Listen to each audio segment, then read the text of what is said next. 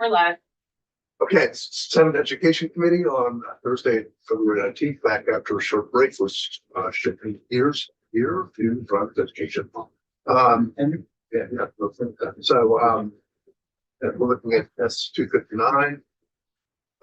We have a lot of witnesses lined up, so if we can, I'm doing the math here, something like 5 or 6 minutes each would be great.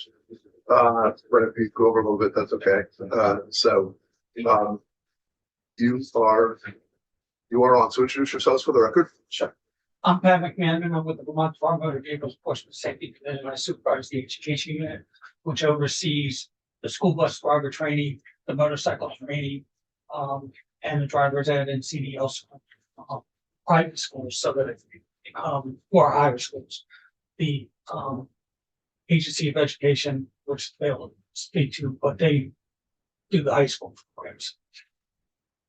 My name is Justin McLean. I'm the driver education coordinator for the Department of Motor Vehicles. Well, to the two of you got a little so let's go.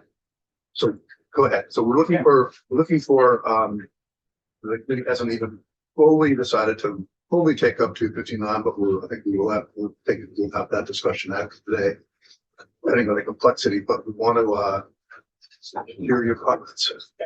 I want to thank you for inviting us to come over and testify. We were in Senate Transportation earlier this morning, testifying to the same bill. What I like to do is, first of all, there were some misunderstanding, maybe misinformation given in reference to the way instructors are trained, as well as some other things. So I just wanted to clarify those first. There's a rumor White Mountain Community College is inadequate. I want to strongly say they are not. So inadequate for what?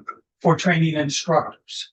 Okay, so yeah, because we took some testimony that there's a shortage of opportunity for instructors to be trained, and your response is that right now we have 16 Vermonters that are enrolled and have taken at least one class this semester at White Mountain. There's another 11 that are somewhere in the process. The 8 classes that we require to license our instructors, we license our instructors through the Vermont Department of Vehicles. The 8 classes that we require are required by White Mountain. They were required by Keene. They were required by Castle. There's no difference. And that's so, yes, Keene might be a 4-year program. White Mountain might be a 2-year program, but the 8 classes are the same and are required to do it. So they're not getting any more training from Keene. There's also a thought that White Mountain does not do behind the wheel, that everything is done online. That is also not accurate.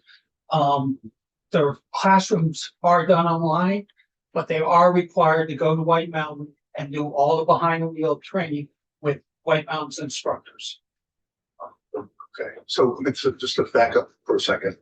I think we're here because at least my understanding is that there is not enough opportunity for young people to get driver's ed, and that goes to the issue of people trained to do it. So help us. I don't know what you both had hands up here, so but is that the case? That how can you help us with that question? Whether the shortage of instructors is the issue, or opportunity for the instructors to get trained, or what's going on? Why do we have a shortage? That's what I'm really trying to get at. Senate Transportation had the same question this morning. We didn't have an answer for them. We told them we'd get an answer. They didn't have an answer to that. Justin has made phone calls to some of our schools regionally, our private schools, again, our 4 higher schools. What we found is that their classes right now, the ones they're running right now, are full. But their next one in line is not. They have openings. So there is availability there. I can't speak for the Agency of Education. They would have to speak for themselves. But on the private side, the 4 higher side, there are openings. Our instructors, on an average, are running a class every 5 weeks. So there are openings. Yes. So I'm really at a loss. I'm not sure what problem we're trying to solve. Right. That's what I was. Yeah, I think there's some question. misinformation. Yeah. About White Mountain to start off with. How do you know where White Mountain is? No, it's- I'm not sure if it's we- even germane. 2 years ago, we met with, we actually had them on the line. We had somebody here from the Vermont part of it. And they were trying to work a deal with White Mountain to get instructors certified. We couldn't, and I don't think we were able to do that. Not that they were inadequate, it's just that we couldn't come to an agreement on how to make that happen. So on the for hire side, back in 2022, we had 56 standard instructors, standard of the car. Okay. Right now, 2025, we have 79. Well, 78. One person just retired. He informed us today. So we're at 78 So 70 instructors in Vermont to teach driver's ed to students. for the for hire side. You'll have to talk to AOE about their side. There's two ways, either the Agency of Education provides driver's ed or these private schools. We had, in 22, we had 46 schools, private schools. Right now in 25, we have 48. So we increased by 3. We have some that are going through the process now to become licensed. But we have multiple instructors working for several different schools. Yes. But how many do you need? I mean, a number doesn't mean anything to us. A number in relation to the number you need is relevant. And as We need to see what the problem is. as I said, when we reached out to the schools today, because we were trying to get that answer for Senate Transportation, what we're finding is that, yeah, our instructors have their classes right now that are full, the ones that are running right now, which we want. But their next class in line, which is a couple weeks down the road or at the most 5 weeks, are not full. So the availability on the for hire side is there. Can we always use more instructors? Sure. Any program that you have, any educational program you have, is going to say you need more instructors. I used to teach at the police academy. We always said we needed more instructors. But the slots are there for the taking. When you say the slots are there, are you talking about students, the young people's slots? Yes. Okay. Okay. Yes. The driver's education instructors have to be teacher qualified. They do for the HFC of education. I'll let them speak for their side. For our side, no, but they have to have those eight core classes, driver's ed classes. And then if they're not already teacher certified, if they don't have the credentials, then they have to do student teaching with a qualified instructor. And they have to have so many hours of student teaching. So most of them will get a mentor, and they'll work under that mentor.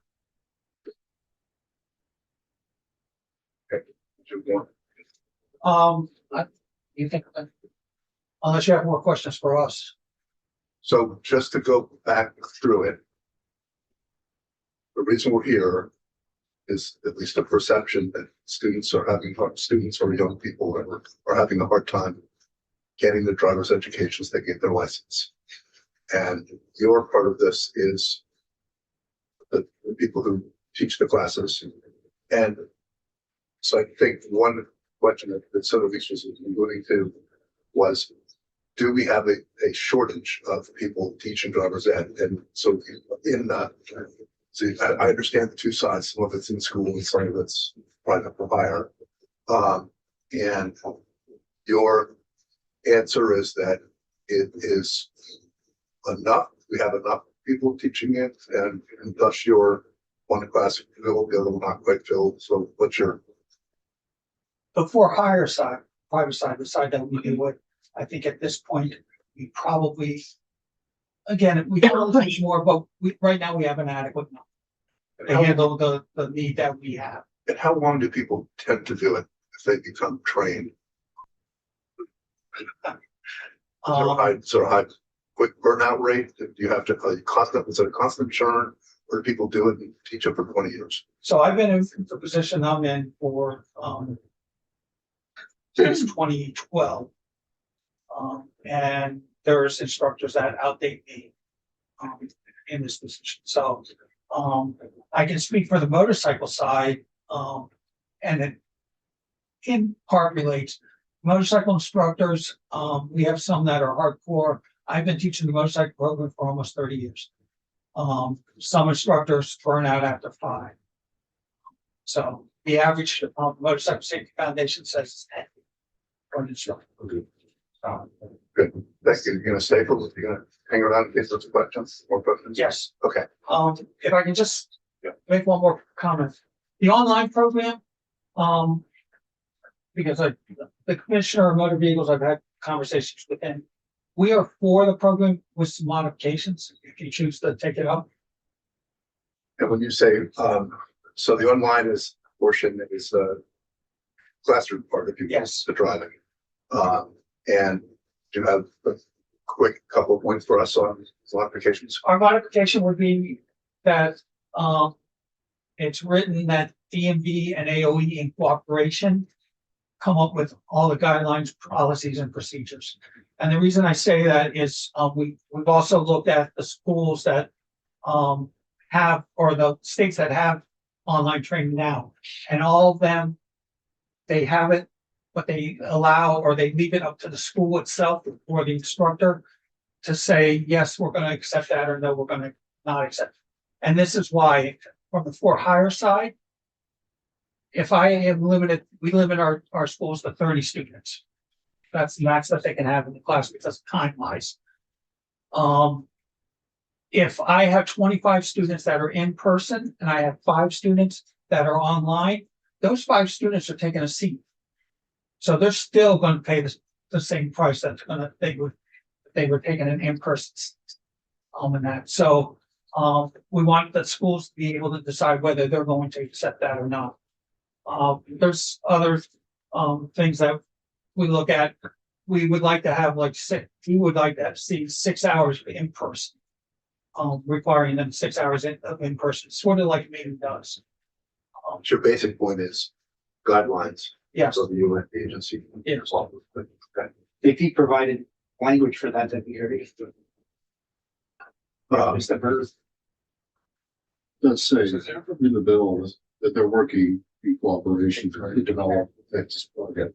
I did, basically, what Commissioner's point was, we don't want to see it where we have to accept. Or that the school has to accept. What I'm trying to get to, that is allowed, it's up to the school to decide. So why don't we go out of order next and hold on to Dan Goodman for a few minutes and go to the AOE? Yep.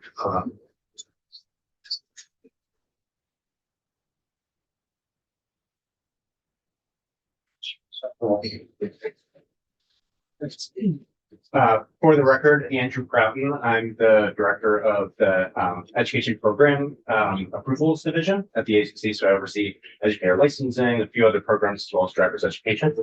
Tammy? Tammy Preaching, I am the driver education consultant. for Gateway Education. Yeah, so and I know our testimony came in today, so I did make some printouts if you wanted them. And then we had some other numbers that we kind of ran after watching the testimony this morning. You have it, it's from us, and it was like it, and I can give it to you, but trying to keep it to one page this year for y'all. So from the Agency of Education, we have kind of three different pieces that we wanted to talk about, right? To the question of online driver's education, which really this bill it's about, from our read of it, statute already allowed it, right? So, and we have examples of online driver's education. The recent changes within the flexible pathways statute, specifically around virtual learning, and that's cited and linked on that testimony. That's Title 16 VSA 948. We believe that applies to pretty much any classroom content, including driver's education. And we have over the years, we've worked with the Vermont Virtual Learning Cooperative to experiment with pilots to provide online driver's education that is supplemented by the in-person in-vehicle instruction as well. So it's been a small pilot that hasn't fully expanded to a large statewide component yet, but it's something that is already allowable. So our concern is if we have additional statute around online education that's specific to only driver's ed, that could create some differences between and maybe even conflicts with the existing statute around virtual learning itself. So your testimony is almost, don't really need the bill. It's a great idea. You already did it. Okay. You know, right. So exactly. So that's kind of the one specific piece on our reads. You know, it's already allowable. It's not like that we do not allow online education for driver's education. That's fine. Another concern is you know within the education agency of education little p policies that we have to supplement around driver's education. We are really strict on the in-class instruction and the in-car instruction happening pretty much at the same time, right? That's where we have integrated and concurrent.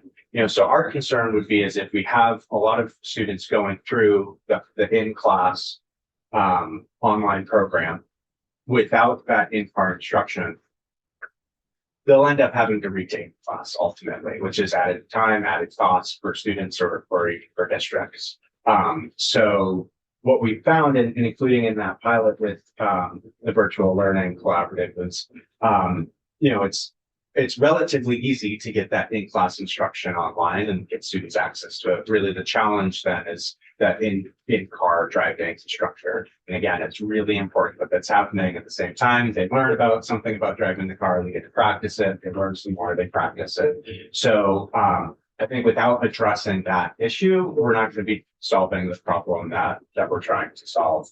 And then the third piece that was kind of concerning is that ultimately, like, even if we do have an online program, we would still need a licensed Vermont teacher to be the teacher of record in that case. Like we can't get to a point where we have like an online program that doesn't have a teacher, right? So again, I think that challenge of getting instructors would still be a barrier in the place. And to answer some of the questions too, I think, you know, what we see on that public education side or independent schools as well for driver's instruction are some of the same workforce trends that we're seeing for a lot of endorsements, like school nurses, school librarians, PE teachers, right? So there's a lot of those positions that may not necessarily be a full-time position for one school building.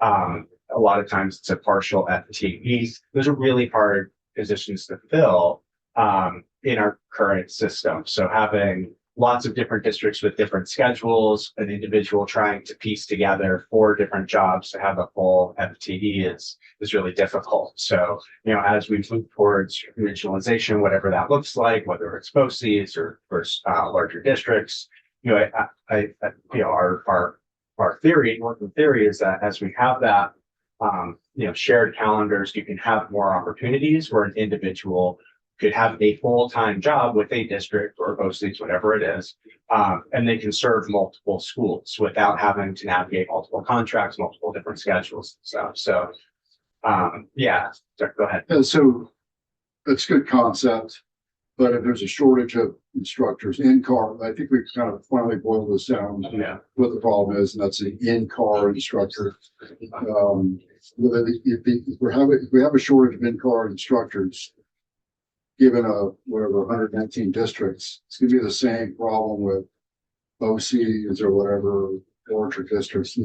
It can be from what I've heard is one of the challenges, and I know we have some educators that may be able to speak to this, but from my understanding is that as a lot of these positions have been cut down from a full-time position, right now folks have to piece, and again, this is true with school nurses and lots of other positions. They're trying to piece together, right, a full job, and the simple schedule between districts doesn't work, right? So some schedules are 1 day on, 1 day off, others it's 3 days, right? So if we have more shared calendars, shared regional schedules, then it'd be easier for an individual to be employed for this larger region. If that makes sense. Yep. how real is how is the problem for young people trying to get their driver's license? Yeah. So the schools that don't currently have an in-house, an in-house instructor, those schools are contracting with private driving schools. So currently, we don't have any school, any public school. I can't really speak to all of the both independents, but the public schools, we don't have any that aren't providing driver education to their students. If they don't have a teacher, they're contracting with private driving school. And I recently was hearing the same thing that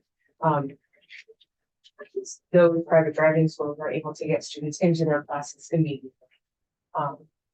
Because they do have, they're not running quarter semesters like we are, they have their own schedule.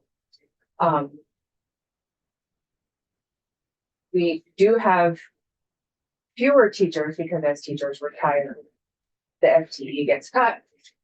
Nobody wants a quarter-time job. There's no appeal, I guess, could be part of the problem. For the in-vehicle piece, I think that maybe an online program may cause a little bit of an issue there. Because they're only putting through 30 or 40 students annually. They can't put through more than that because their staff to provide the in-vehicle piece. If you have more students going through the online course, how are you going to keep up with the students needing the in-vehicle portions? And I think too, it's like, like all things, it's hard to say statewide, Right. this is an issue for everybody. There's definitely regional differences and such, right? There's a lot of complexity, but I think like from my perspective on this is that like the workforce challenges for driver's education are not unique and that different from workforce challenges for education positions generally.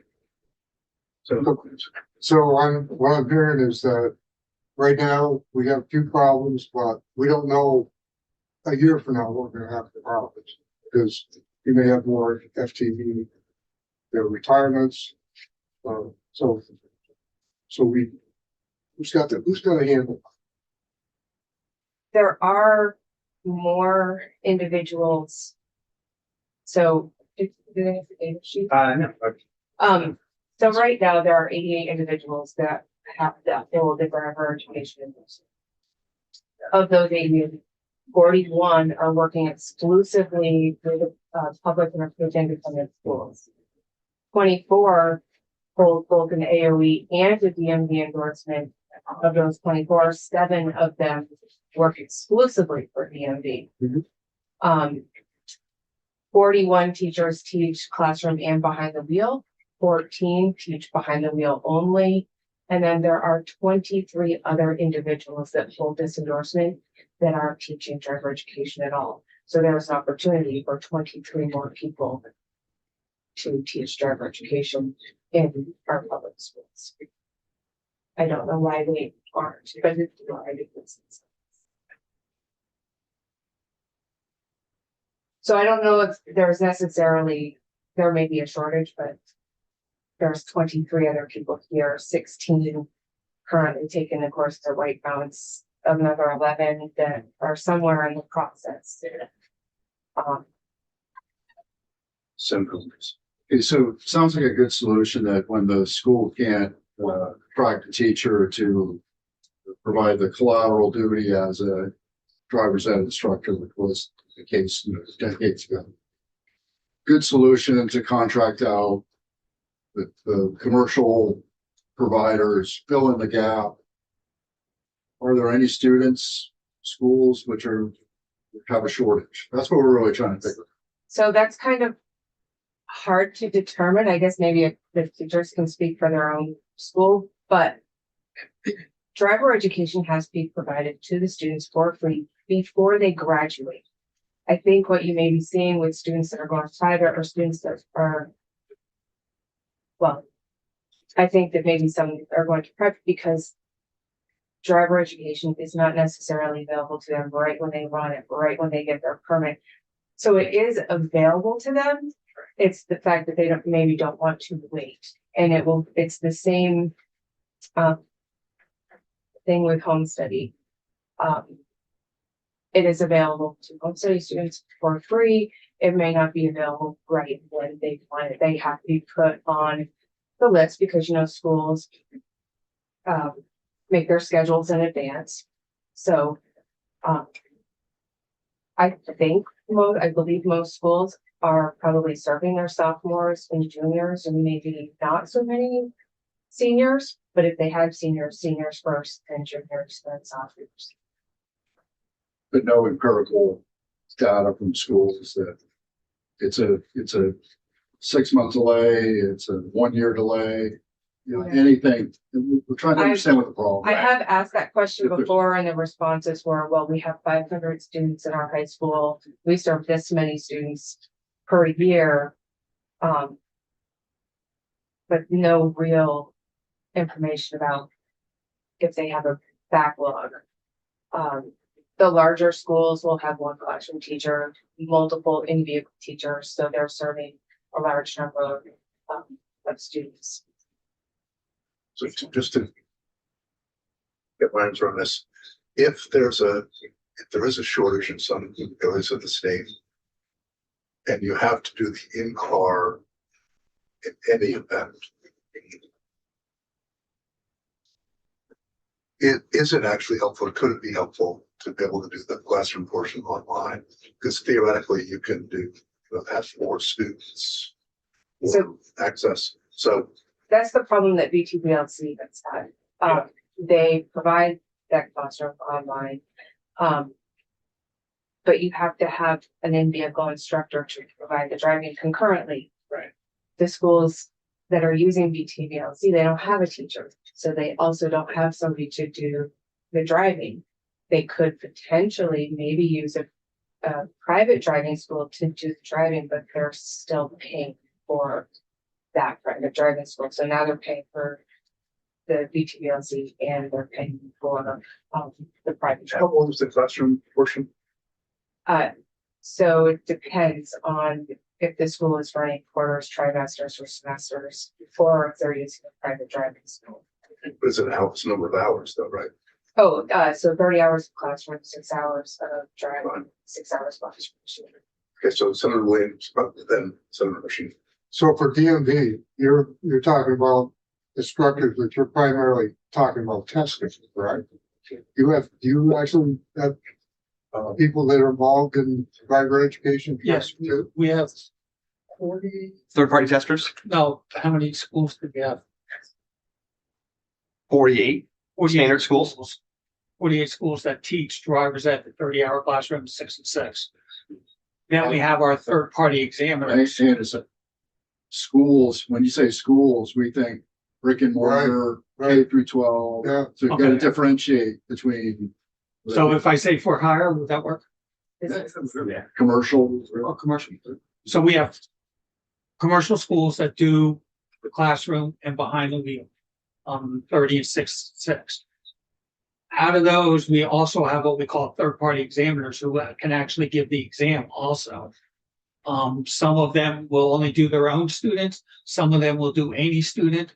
We recently, within the last year or so, well, a little over a year now, we also allow our third-party examiners to now give the exam to adults. And that's so, we basically go through the full ramification. We don't require our instructors or our schools to do the third-party testing. That's totally up to them.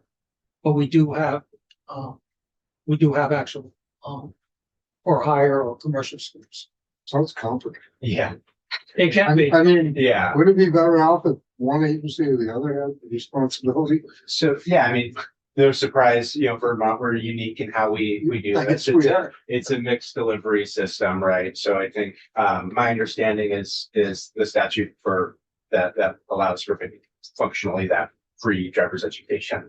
Right? The way we look at it is, the schools first, they hire a teacher, it's a licensed teacher. They do the same courses now through White Mountain Community College is the one provider in the region. They do those courses, they go through us, get that teacher license, get on the teacher contract, they're an employee of that public or independent school. When schools don't have that, then they'll contract with one of the commercial schools that have the licensed instructors, through DMV. Same courses, really, I mean, the qualifications are very, very similar. They have to meet the same standards. It's really a difference of employment, and also degree.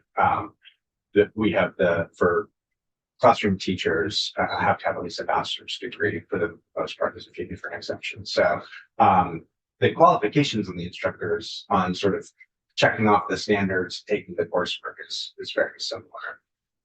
And they're in the same classes too. And our curriculums are similar. What we approve as curriculums are similar. Yeah. Senator Hershey. Thank you. I think it's getting back to a question you had asked earlier. One of the things that I'm trying to understand is there a concern that student is doing online training and then there's too long of a gap of time in between that online training and then the behind the wheel training? Right. Yeah. Sort of a caution that we have is if we push a bunch of students through that in-class online training, right, and they don't have that in-car, it's not like, okay, now we have the in-car 2 years later, you can do it. We have our own rules that say that they have to do it within a certain time frame. So our concern would be is if people do that online, of course, and they're waiting for the in-car, they pass that time limit that we have set, then they'd have to take the class again. What is the current time limit? It depends. So it depends again on whether or not we're trimesters, right? Generally, we don't want them to go beyond a year gap. And without like taking away the online courses, we have had some schools, some of our larger schools, years ago that were putting through all of their 15. So anybody that was of age, whether they had their permit or not, they were putting them through the classroom portion. And then maybe they would get the in-vehicle portion, maybe they wouldn't. So we've had a few schools, some were 200 students behind, some were 150 students behind. And a lot of them just aged out. They never got any in-vehicle instruction at all. That's a safety concern. Okay, so Actually, did you have a question? Well, no, I wasn't aware that it was a graduation requirement. So it's not necessarily a graduation requirement. Rather, the schools need to provide driver's education, whether it's through a licensed public education. For free. Right, for free. We get a nice modest reimbursement. yes, So has the AOE considered like a time limit between the course, whether it's in classroom or online, that if the school can't provide the certified teacher to provide the in-car instruction, that you authorize the expenditure of the commercial driver, in-car driver instructor to wrap this thing up? I mean, instead of just waiting for like a year, I couldn't even imagine. I was 15 or whatever, was waiting for a year. And it's not responsive government. We make a requirement. We allow the opportunity, but the tools aren't available. But in fact, the tools are available in another shed. You know, why can't we just look at something simple? So Yeah, I don't think anything would not allow that. And it's probably happening. It's not happening anymore. Excuse me. yeah, it's really not happening. It's not happening because we don't allow it, or it's not happening because it's not practical, or there's two different sets of I certification. can speak for the teachers, but in conversations that I've had, they would prefer to teach the students the classroom and the driving themselves and not wonder what the other teacher actually taught the students in the classroom. Yeah. Or where the student left off in the driving. It Must would be a have, teacher. so Yeah. that's part of what's, okay, Yeah. so part of what's going on is that the instructors are not always interested in doing just the Yeah. vehicle portion. They want to do the whole thing or nothing. Yeah, a few years ago, we did Undersecretary French, we went through a few different rule changes to really separate out. We had heard from some teachers of other subjects who said, I'll teach driver's ed, but I'm not getting in the car with kids, right? So we made some flexibility to allow them to do in-class only. And then we took the bachelor requirement from the in-car, because what they did in New Hampshire was actually partnerships between schools and then police officers. So a lot of police officers who have an associate's degree that are like trained other police officers how to drive, right, to do that in-car instruction. So we had done some of the rule changes to try to mimic that, and it just didn't take off. There were a few districts that have local law enforcement who are a driver's ed instructor, but it didn't scale up the way that we had hoped it would. Let's hear from some students. Yeah. Because I want to get a sense of what's the issue on the ground. Perfect. Thank you. Thank you. And then we'll come back and we'll circle around to others, but I'm going to jump ahead to, I think the first student on the list is Age. Yep. So thanks for letting me testify today. My main concern is safety. For him, for the record, head of the school. My name's Gage Heward, and I am a student at Williamstown Middle High School. I took driver's ed last semester. But my main concern is safety. And if we go to like online classes more, rather than in person, it might impact like just how well somebody can drive, and that concerns me because I know like I've done online courses before. To me, they make me not as interested. I don't obtain as much information, and just looking around and seeing how everybody does like on computers and stuff, it's hard. I know it's hard to obtain information, and I believe that can make just the roads unsafer. So does the online portion, or the classroom portion has tests as well, right? Yeah. So you'd have to still do that with the online, but what you're saying is you just don't absorb it the same way. Well, Is that true? I just feel like I think an online course still could be good as long as there's like direction from an instructor at the same time throughout the whole thing. Because it like makes you focus more and just makes you stay more like you can't kind of be free in the sense of like just what you learn.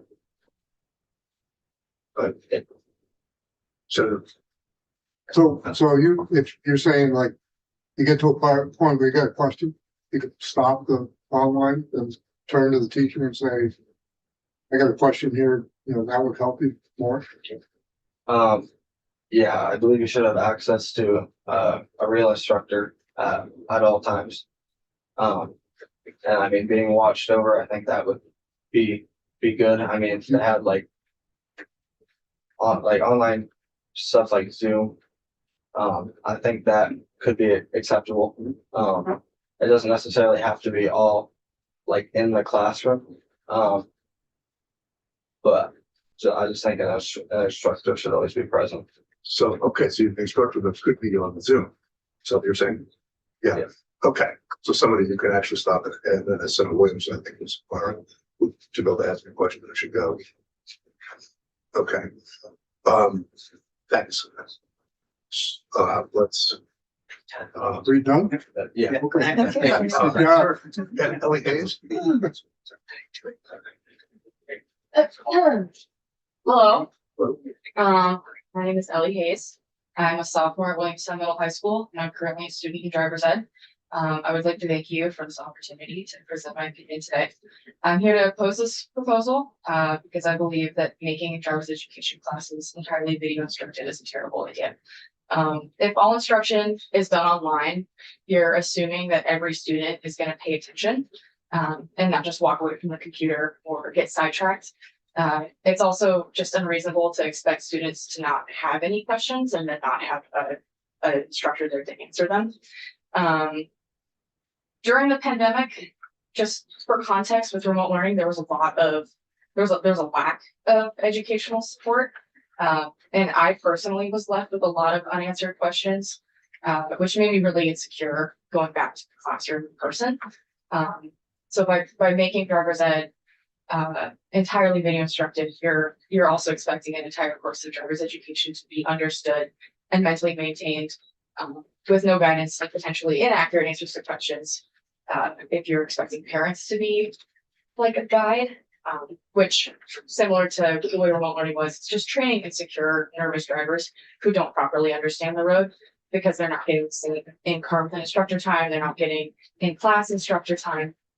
They're kind of just left to do it on their own. I understand that not every student has access to driver's education programs. I was almost stuck waiting until my junior year. I was fortunate enough to get in my sophomore year, but I wasn't expected to be able to get it until next year. And some kids just can't get to it at all. But by making everything digital, like I said, you're expecting parents and guardians to teach them if they don't have access to an instructor, which I also believe is simply unreasonable because not every adult has the skills or the understanding or the mental strength to drive with a license as it is right now. There's a lot of very unsafe adult drivers. And to then have their child be in the car with them it can be stressful, it can be nerve-wracking. Some kids experience a lot of pressure, some kids experience no guidance at all. You don't know if they're getting the practice that they need with the skills that they were taught through the class. I think it just leaves a lot of room for nervous or insecure drivers or very overconfident drivers that are making bad decisions and putting other people into dangerous positions. So your testimony would be this, recognizing that there's going to be 6 hours in car. Either way, your testimony is still that portion that could conceivably be online should be in person as well. It should still be in person. Yeah. And what an Engage said that perhaps if it were an instructor online, that would perhaps work. I do think that would work. I have a friend who did his entire driver's education program through Zoom, and everything was taught through an instructor, but he couldn't get it into the classroom. But that works for you. Okay, so I think you're both saying that it's not just a matter. There's two possibilities. One would be just go entirely digitally, and you're both saying that's a bad idea. Yes. The other is that it could be on Zoom with an instructor, and that might work. Okay. Did you have trouble getting into a class? No, I just got into it my first semester sophomore. Okay. A couple questions. I didn't see what was. Like, asking my Question actually, the three young drivers. Is there a drive for young? I've heard a lot that young drivers just don't care to drive now, that there's not a need. Like I was excited to get my license. Is that still the trend of young people to get your license, or it's like, well, I think a lot of kids want it easy and they want to just be able to get it and they don't want to put in the work to get their license.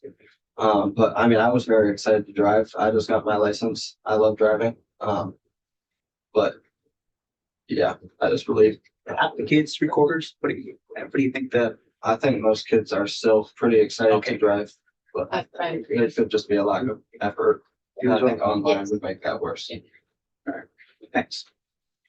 Thank you. I think this is a question for AOE actually. I was just looking at the bill and I'm seeing that the curriculum has to meet the standards for the novice teen driver education and training administrative standards. Is that who establishes those standards? So we have the Vermont Association, National Association. Say your name again. So Justin McLean, Vermont DMV, driver education coordinator. So we have our Vermont Association. We also have the American Association. It's national, and they create working groups that then create these standards. They've established them as optimal training standards for driver's ed. So the bill, like you said, it does mention that whatever we use would have to be that. The concurrency and integration of the behind the wheel in the classroom that Jamie was talking about is part of those standards. Thank you. I was just curious who made the standards. Thanks. Can I also add one other thing, actually? So DMV does allow the hybrid or virtual classroom already as well. And I think the AOE Right. as well. Yeah. So the Zoom option is currently an option. Zoom with an instructor, okay. Yeah.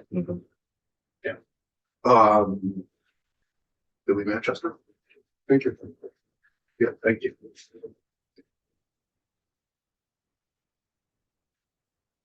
Hi, I'm Billy Manchester. I'm a sophomore at Livingston Middle High School.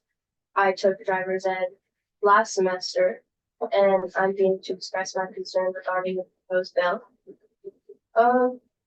So I did some research, and from what I have learned watching videos at a learning experience that's called passive learning, which is an unreliable way to retain information, especially when it is proven that information not properly retained reduces performance rates by 40% of any given task. And when the task at hand is a life or death matter, I think that number is highly significant. And I think changing the criteria of driver's education to simply watching videos and all being online is an idea that really frightens me. And it makes me reflect on how thankful I am that I got an opportunity to pass driver's education to supervised practice, both in the classroom and in the car weekly. And I think without that, it could have ultimately affected me and the people around me. I don't think I would have been a confident driver. I would have been a very good driver. So, yes.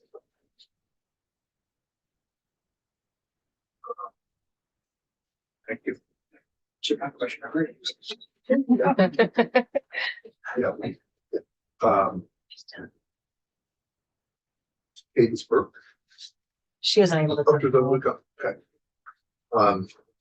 So why don't we go back and pick up Dan Goodman?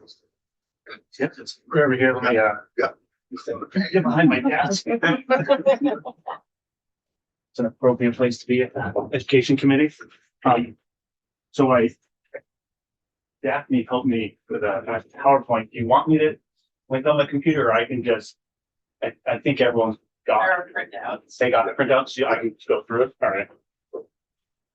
So we have to move quickly. Yeah, I'm gonna pick the important stuff. I will go quick and restate things. Yeah. For the record, my name is Dan Goodman. I'm AAA North Movement. I'm the manager of public affairs and traffic safety. I also oversee our 3 driving schools, 3 private Richard Morris driving schools, 2 in New Hampshire, 1 in Maine. The one in Maine does allow online driver's ed, and New Hampshire don't fully classroom. So happy to answer any questions about that. Say that again, please.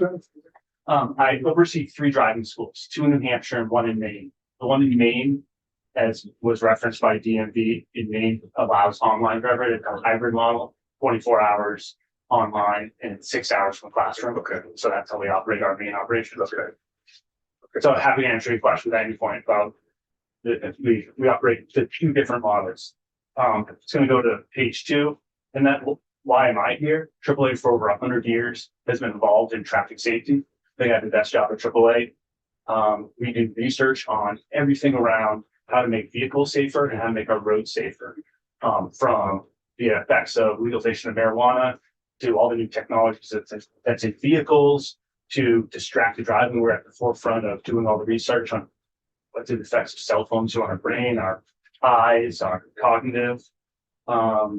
And so just tons and tons of research. And so I go out there and try to work on policies, both in communities, high schools, all throughout Maine, New Hampshire, and Vermont to try to make our roads a little safer.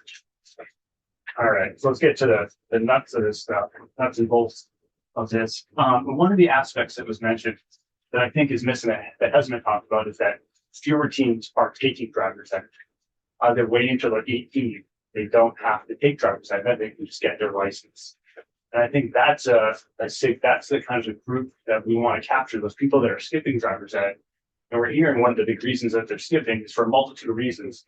Geography, they don't have a driving school close to them. That's been mentioned, shortage of instructors, and schedules.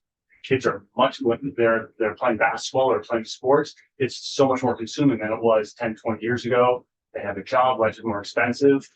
And so we think online driver education can help them. As well as motor vehicle crashes are the leading cause of death for 15 to 19-year-old. So we really want to work on policies that put safer drivers, have safer roads here in Vermont. Because we know from our research, AAA research, that teens that skip driver education get in more crashes, more citations, and more fatal crashes. All right, the next slide. So S2, this bill S259.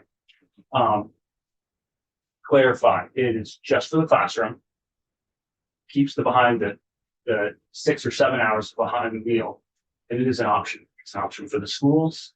It's an option for the students, because we know some students thrive in the classroom.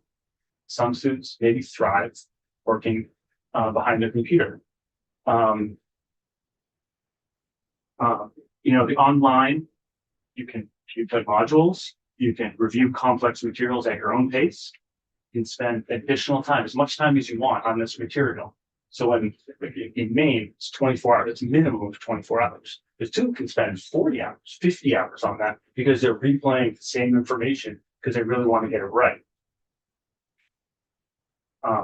Question. Yeah, sure. So do they have like driving modules that they're using in any of these schools, or it's not such a good computer?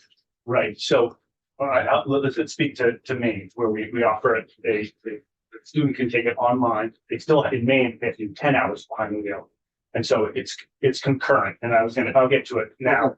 So that driving instructor has the admin privileges so they can see where that student is in the online class. And they have a parent night that first night where they explain, okay, after chapter 3, that's when we're going to do your first lesson. And then once you get to chapter 6, we're going to do your second lesson. So it works concurrently. It's as what is needed. So the students get that information.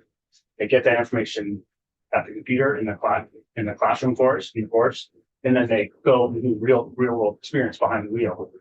And then and then farther into this presentation, it has pictures of some screenshots of the videos and quizzes, and very interactive. Our course has been designed, high-level courses have been designed to be extremely interactive, so there's no downtime, things like that.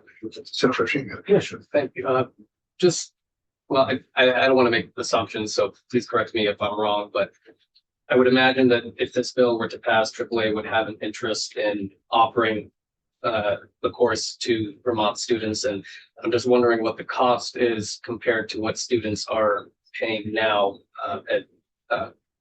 compared to what they're paying now privately. Yeah, good question. So the way it works in Maine is that the school offers the online program and then also offers the behind the wheel. So the student is paying the instructor, school, in essence. So I don't think the cost has changed at all. Does that make sense? Is that right? That doesn't. How much would you charge students if they were to go through the program in Vermont, if the program was offered here by AAA? It would in the model that we use in Maine, and it could be different here. We don't charge the student. That's the driving student. Charges the student. Yeah.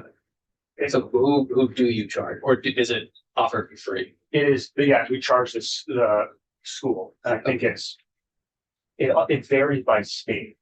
Some states want a lot of security to make sure that student, there's keystroke verification, there's biometric, there's security questions. So the more that goes into it, the higher the cost of the developing is. So I think the highest we've ever seen it is, I don't know exactly, but I think $59.95 is maybe the most we've ever seen. I started to say, but we haven't in Maine. We're not charging. We charge the same as we did. We want to be competitive to schools that are offering just the classroom. It's just an option to these students. Is that $59.95? Is that on the higher end? Is that per semester, or It's a charge to, let's say, the average cost of, let's say the driving school enrollment is $500. That includes the classroom portion and that includes behind the wheel. That school would pay AAA. That school would pay whoever the online provider is for the course, just as they do the most used curriculum in Vermont is AAA design curriculum, the driving curriculum is on the first driver ed handbook, and it's the most widely used curriculum. The schools pay AAA to use their curriculum. They don't charge students. So is that, am I answering that? Yes, yeah, mostly. I think I'm just trying to get an idea of how much the cost would be to individual schools or districts. But I understand that there's a range based on what is being asked for in the curriculum, so it's hard to tell. But yeah, just trying to get an idea of cost because that's an important issue Right. in Vermont. Yeah, it does not raise the cost at all.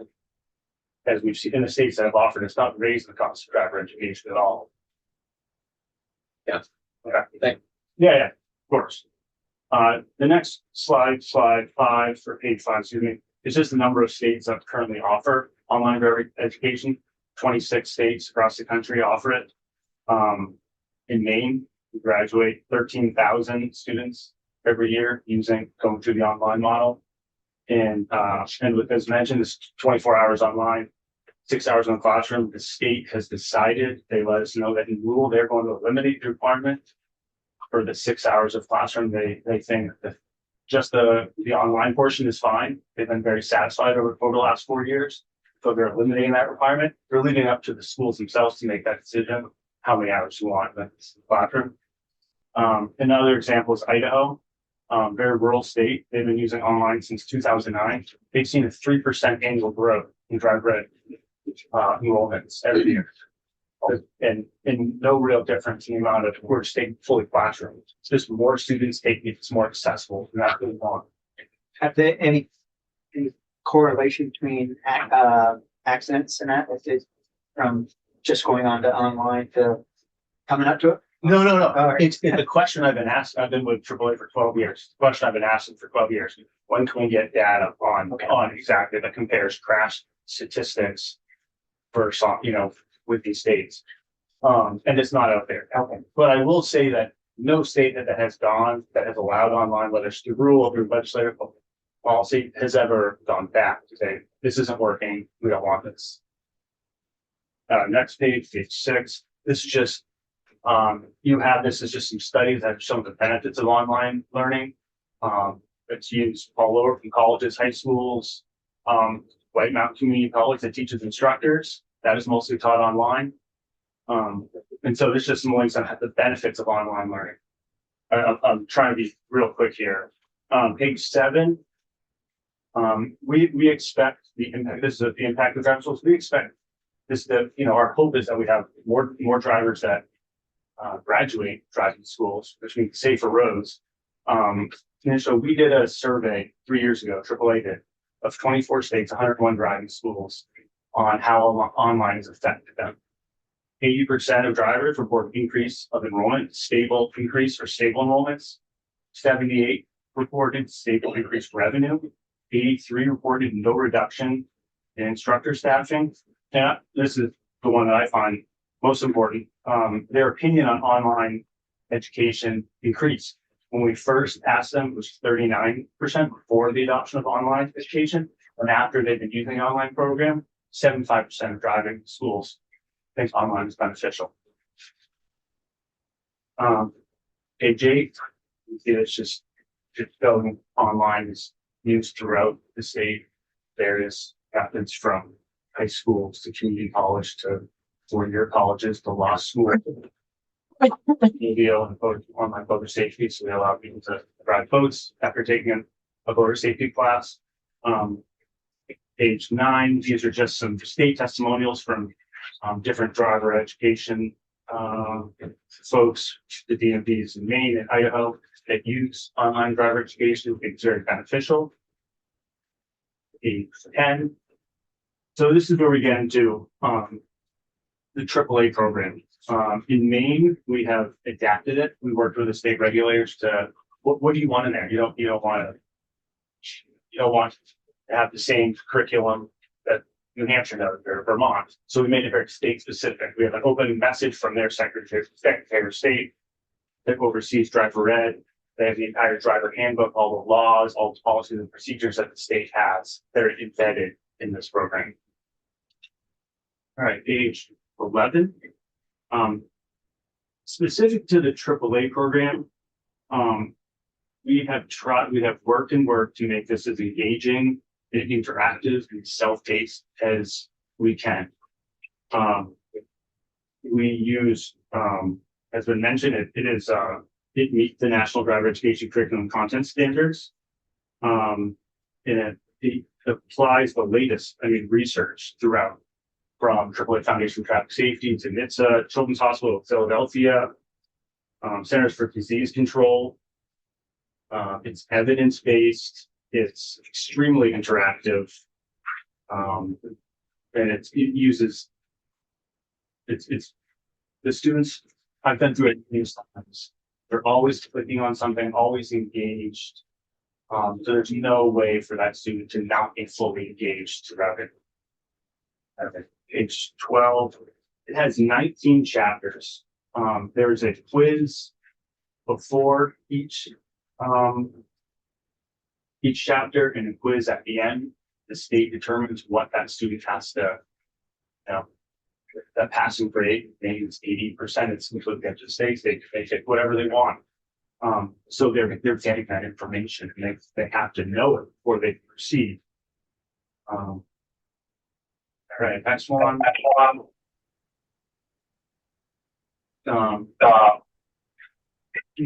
Here, just came up. Keisha, can you mute?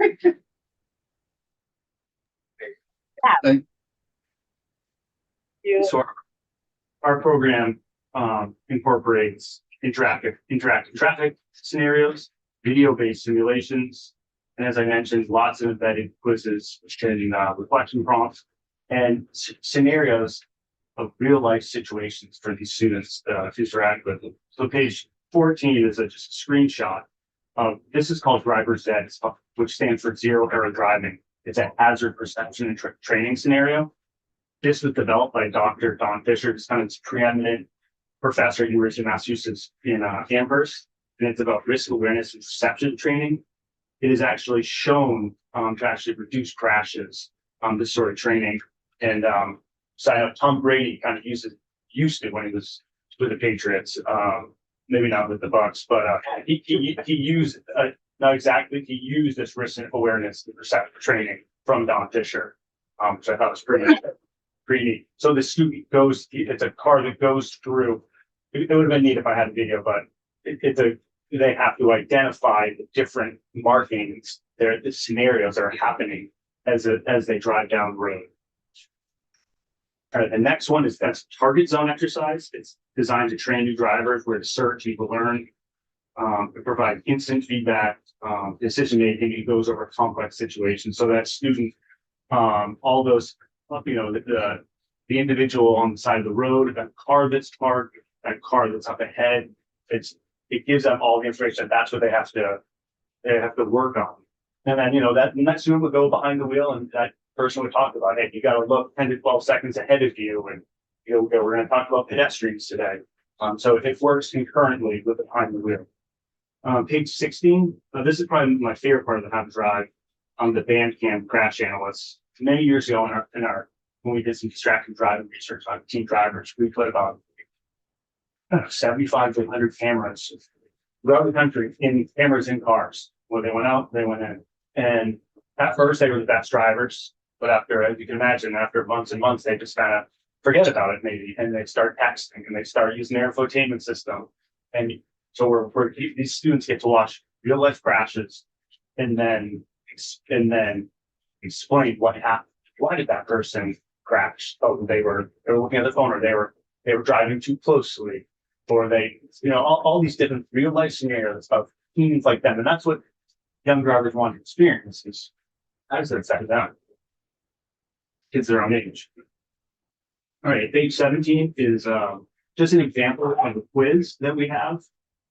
So it tells them if they got it. There's, as I said, there's over 40 quizzes. There's final test, and then they also have to do the final exam at the school. So there's tons and tons of interactive quizzes.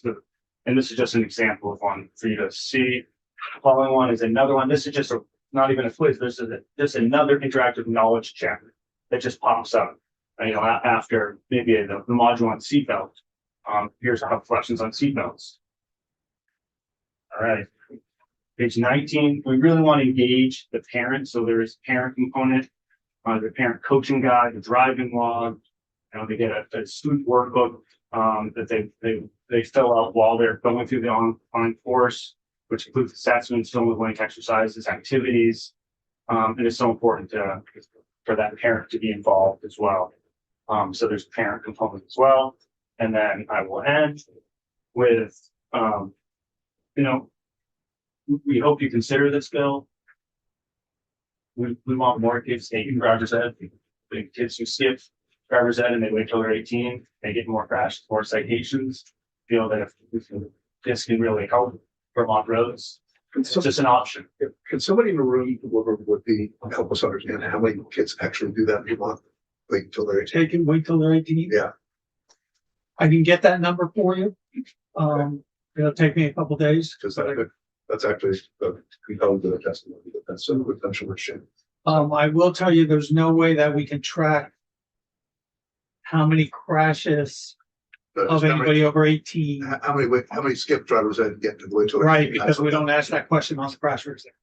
Okay. Right. I tried to find that information for Vermont, but I can tell you nationally, it's 25% of 16-year-olds across the country getting their license now.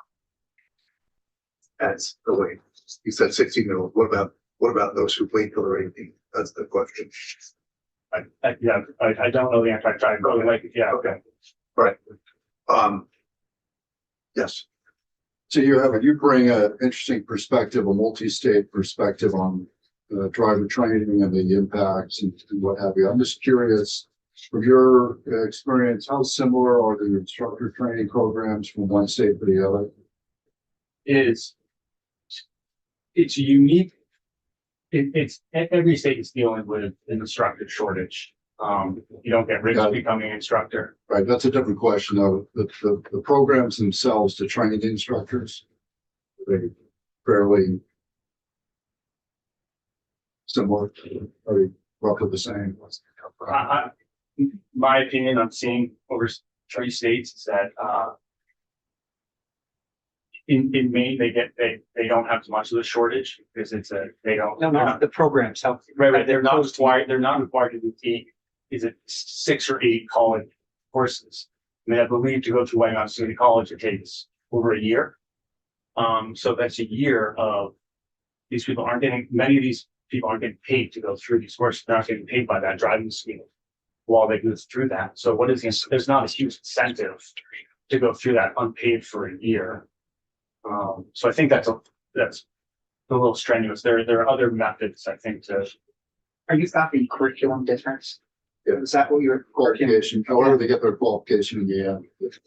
In the end, is the end product the same from a main in-car instructor to a New Hampshire in-car instructor? So roughly the same. Yes. I mean, you're following national standards. You're using. That's it. So, National.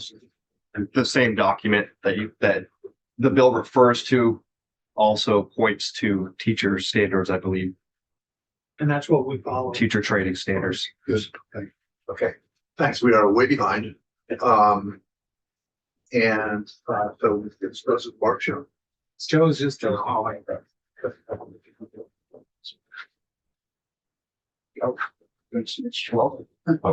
kicking all of it up there waiting. So he's patient.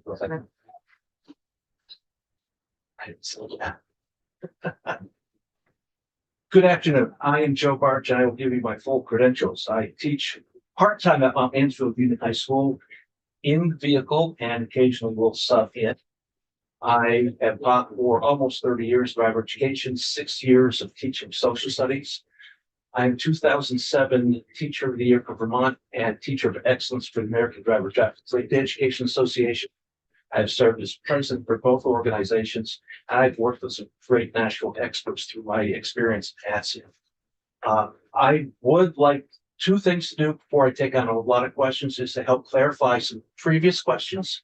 to give you more accurate information. The first is the elephant in the room. 2 quotes. I'm going to embarrass someone today.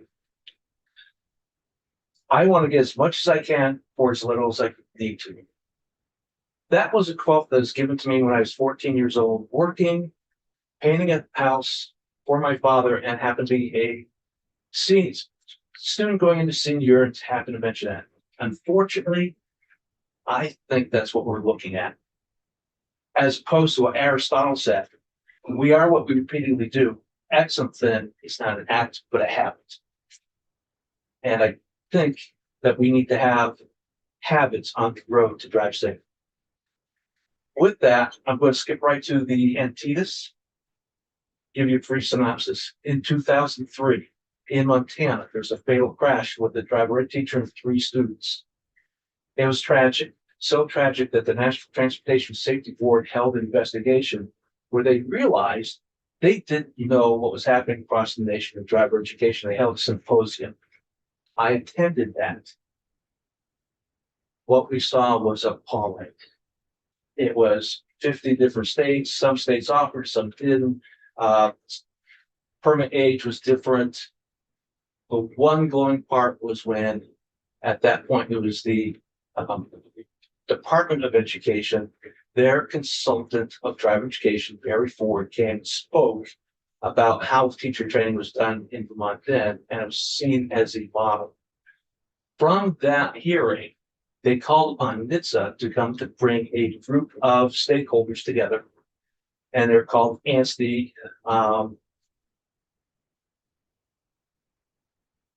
It was the Association of Novice Teen Driver Stakeholders, and it was ATSEA, which is the American Driver Traffic Safety Education Association, the Driving Sports Association of America, AAA Foundation, AAA, the people who do these, the licensing. Yeah, it's just all the stakeholders came together. They were charged to come up with the ideas.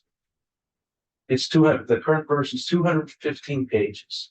Section 2 deals with training and education.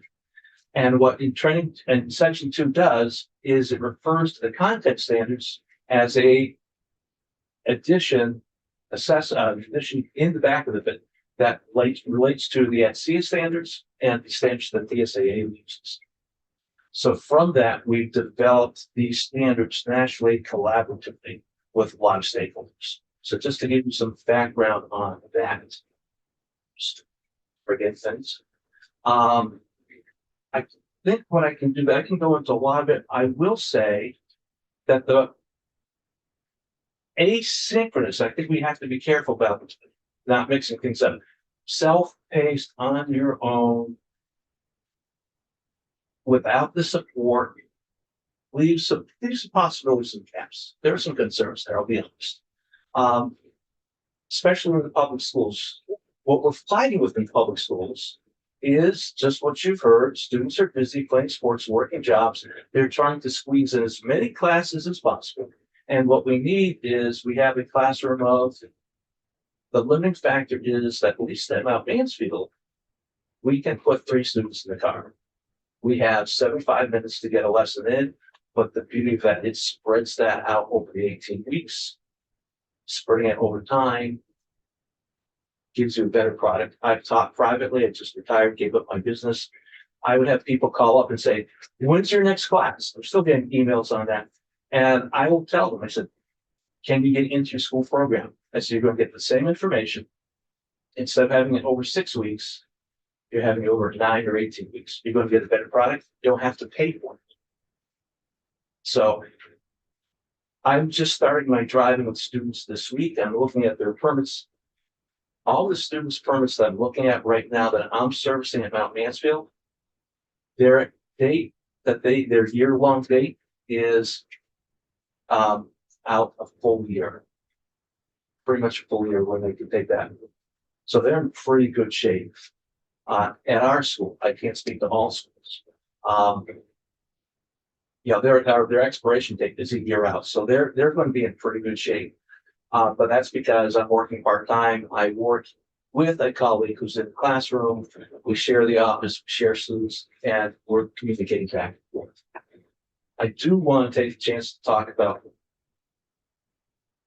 quality education, where we meet different modalities. Students learn differently. And it might be classroom discussion, it might be video, it might be hands-on activities. The example I'll give you, and it's great, I went in, I needed to cover for our classroom teacher last week. And the lesson was how to turn. Really basic, really important. So I went in with the materials I had, asked questions, did a quick slideshow because slideshows are boring, and then took a video where I had a GoPro in my head and showed just what that looked like in the car. And I'm going through, and then I had students show me the concepts, hands-on, so I could check for understanding. I get through all that. I had one student, I said, any questions? Yeah. What's a corner post? And it was such an important question that in a left-hand turn, when that corner post lines up the middle of the lane, it's the time that you start straightening out the wheel. If she didn't have the opportunity to ask that question, she would not have understood the whole point. It's a difficult concept. I've taught the teacher training courses or assisted them. That is a tough concept. They will get it in the car, but if they have a preconceived idea of what they're expecting to do, it's going to be a lot less stressful for them. What we're finding is how do we get scheduling for the classroom and the driving and keep that concurrent? Because if I wait 2 or 3, we're coming into a school break. I'm rolling my eyes. It's like, I'm going to have to teach this. As this week, I'm working with the students, they've got it. The first thing I do at the end of the drive is, okay, what connected from this experience in the car to what you saw in the classroom? So check for understanding. So are you saying that, because I've been thinking that the classroom was always first and then the driving started. You're Driving saying is first. happening. I'm coming in right now. They've already had that. We're now 4 weeks, 3 weeks into the semester. They sit down there for the first 2 weeks classroom. We're on a split schedule, so every other day students meet. So I'm coming in. I don't have to go in. It's a great retirement gig. I'll be honest. I don't have to go in until students are ready to drive, but they've already had 3 or 4 classes to prep. And then they continue classroom and driving. Yes, simultaneously. alternating Okay. the same, generally the same week. What Okay. holds them up? Getting their homework done.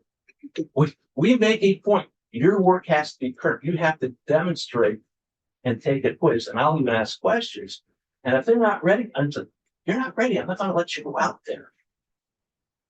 So it's about the quality of the instruction and the different modalities that, the social emotional, the hands-on. Some people can hear a lecture. That's great. Some people need to read, but we need to meet them where they are. And I think that's what's important.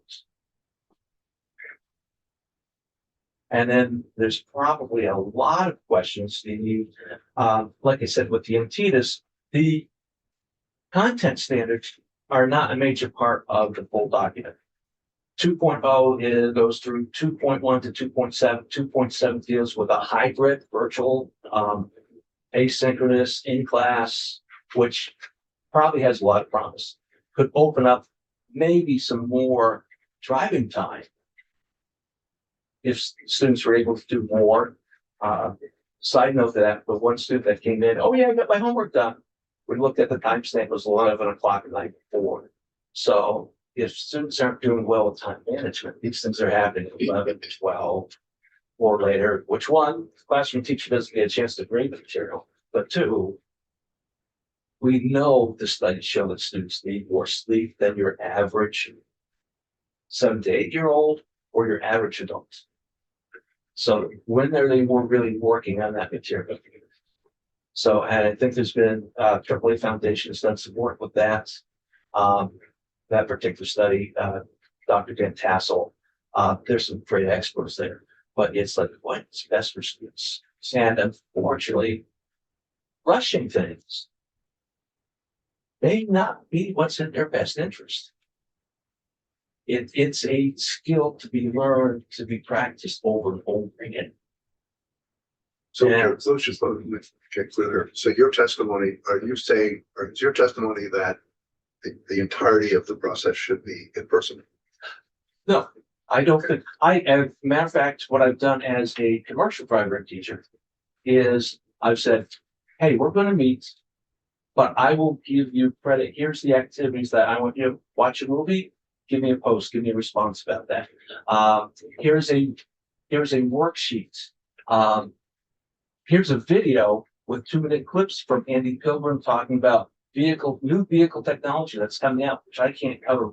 But I say, for each one of those, here's a question you need to answer. They can do that mundane work on their own. Absolutely. Don't have to take it into classroom time. I can bring in guest speakers such as Mr. Carter. Right behind you. Good. I can bring in law enforcement officers.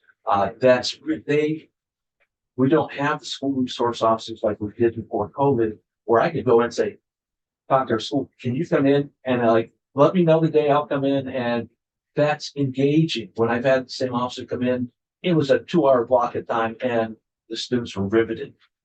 So they had an opportunity of hearing different perspectives, a wide, diverse means of giving us different information. I'll take questions. Yeah, and, so you do your own sort of hybrid sometimes. Well, I'm going to qualify that. I just gave up my private business. But when I was doing that, I would give them about 4 hours worth of work outside of the classroom. And then we read in the classroom, and then we would work out this driving schedule, usually the weekends, sometimes after school, depending on daylights. But here's the thing, what happens in the classroom preps for the success and the less stress of the car. Matter of fact, when I came in, we actually at Mount Mansfield were going to start last week. And my colleague who does the classroom report, she said, kids don't have all the work in, they really didn't have enough time, and they're struggling with a couple concepts. So he had to reteach those beginning of this week, so that we were able to go through and do a far better job in the vehicle. Thank you. Okay. So 2 more, Kevin Massey. Yes.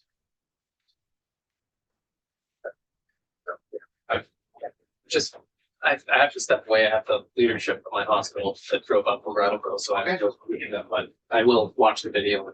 Okay. Yeah. Senator Dykes, should do childcare pickup. Do you have any other questions? No, you're good. Thank you. Yeah. That was your own. Okay, guys. Don't feel bad, I'll leave you the rest of I the know. year. See you tomorrow. All right. Are you ready? Name for the record. Yeah, I'm Kevin Massey. I'm a driver's ed teacher at Mount Abe. I've had Steve's children at Mount Abe. I've been teaching at Mount Abe for 27 years. I started my experience as a driver's ed teacher at Northlands Job Corps Center. I share that with you because I think that gives context to who I am and what I believe in and why I'm here today. My opinion is based on what's best for kids. My opinion is not based on Kevin Massey having a job. My opinion is not based on someone trying to make money. Because I believe that's part of where we're at right now is this is also being pushed because someone's trying to make money. I am mindful though that public school education is expensive. When I started teaching at Northlands Job Corps Center, I don't know how much experience or knowledge you have at Northlands, but Northlands is funded by the Department of Labor, and that's not in my written testimony in detail. Their mission is to enable, teach, train 16 to 26-year-olds so that they can be productive members of society. Instead of using social programs to pay for their welfare, help them become employable. I was a social studies teacher there, a math teacher. I taught at Northlands and Virgins and Casanova Job Corps Center in Western New York. And while I was in that experience, I had a great education of what it's like for post high school, or also students that just aren't successful in the high school setting. And to be direct, I was bit by the bug. The bug being students appreciating getting an education, students genuinely caring for the opportunity that's provided to them. And to be direct, that's why I'm a driver's ed teacher. I love teaching math. I love teaching social studies. I had great fortune to be a yearbook teacher. I've coached sports from little league all the way up to varsity state championship basketball teams. Driver education is the right place for me. And here's why. It's best for kids. And when I say best for kids, it's the current model. Concurrent, integrated partnership. Now, looking at my testimony that I wrote, the first section that I talk about is that driving is a social task. When I drove here today from Bristol, I was interacting with people. The driving session that I had earlier today with my students, unfortunately, there was a really difficult situation with this squirrel. A young student, a young driver, 15 years old, freshman.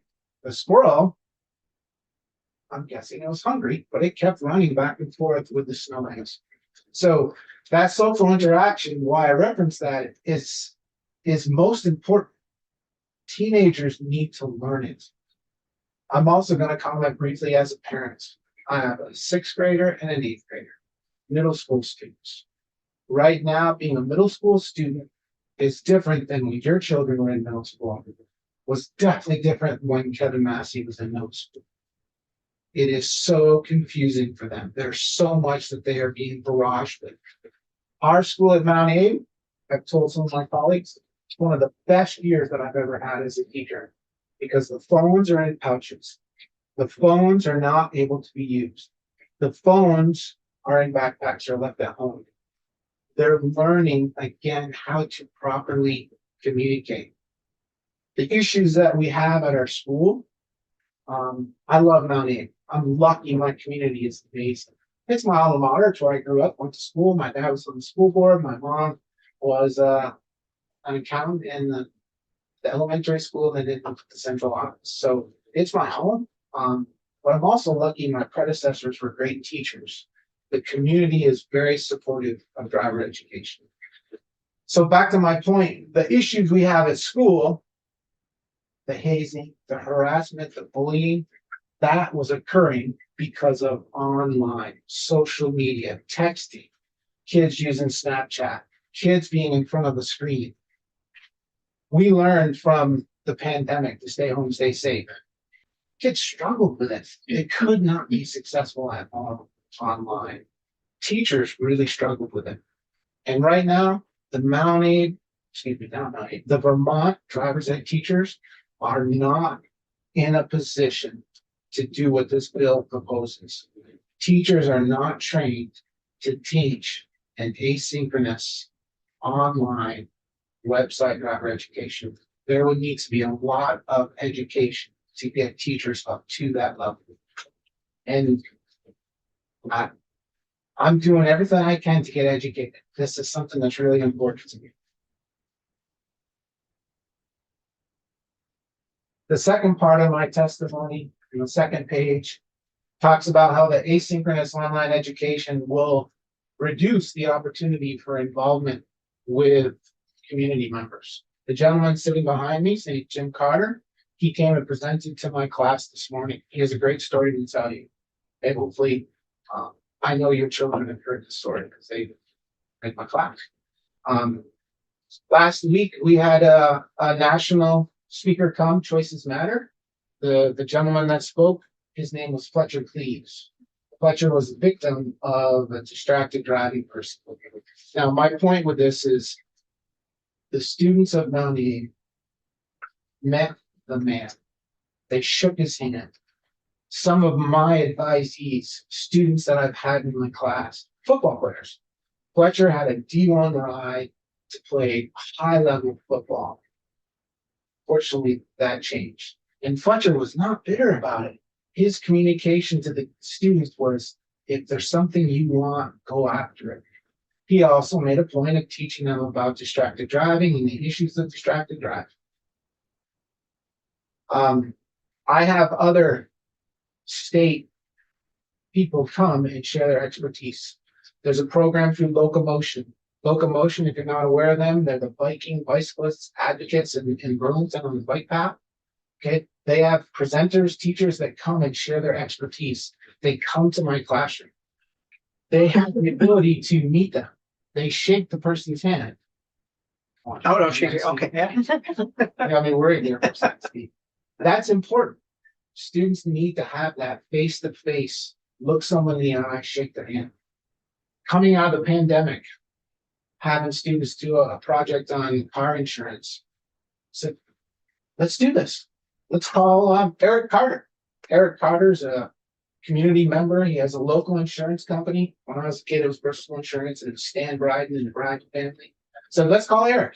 He will gladly help you through this insurance process. Students look me right in the eye. I don't know how to do that, Mr. Massey. I can't make a phone call. I don't know how to make a phone call. Can I text him?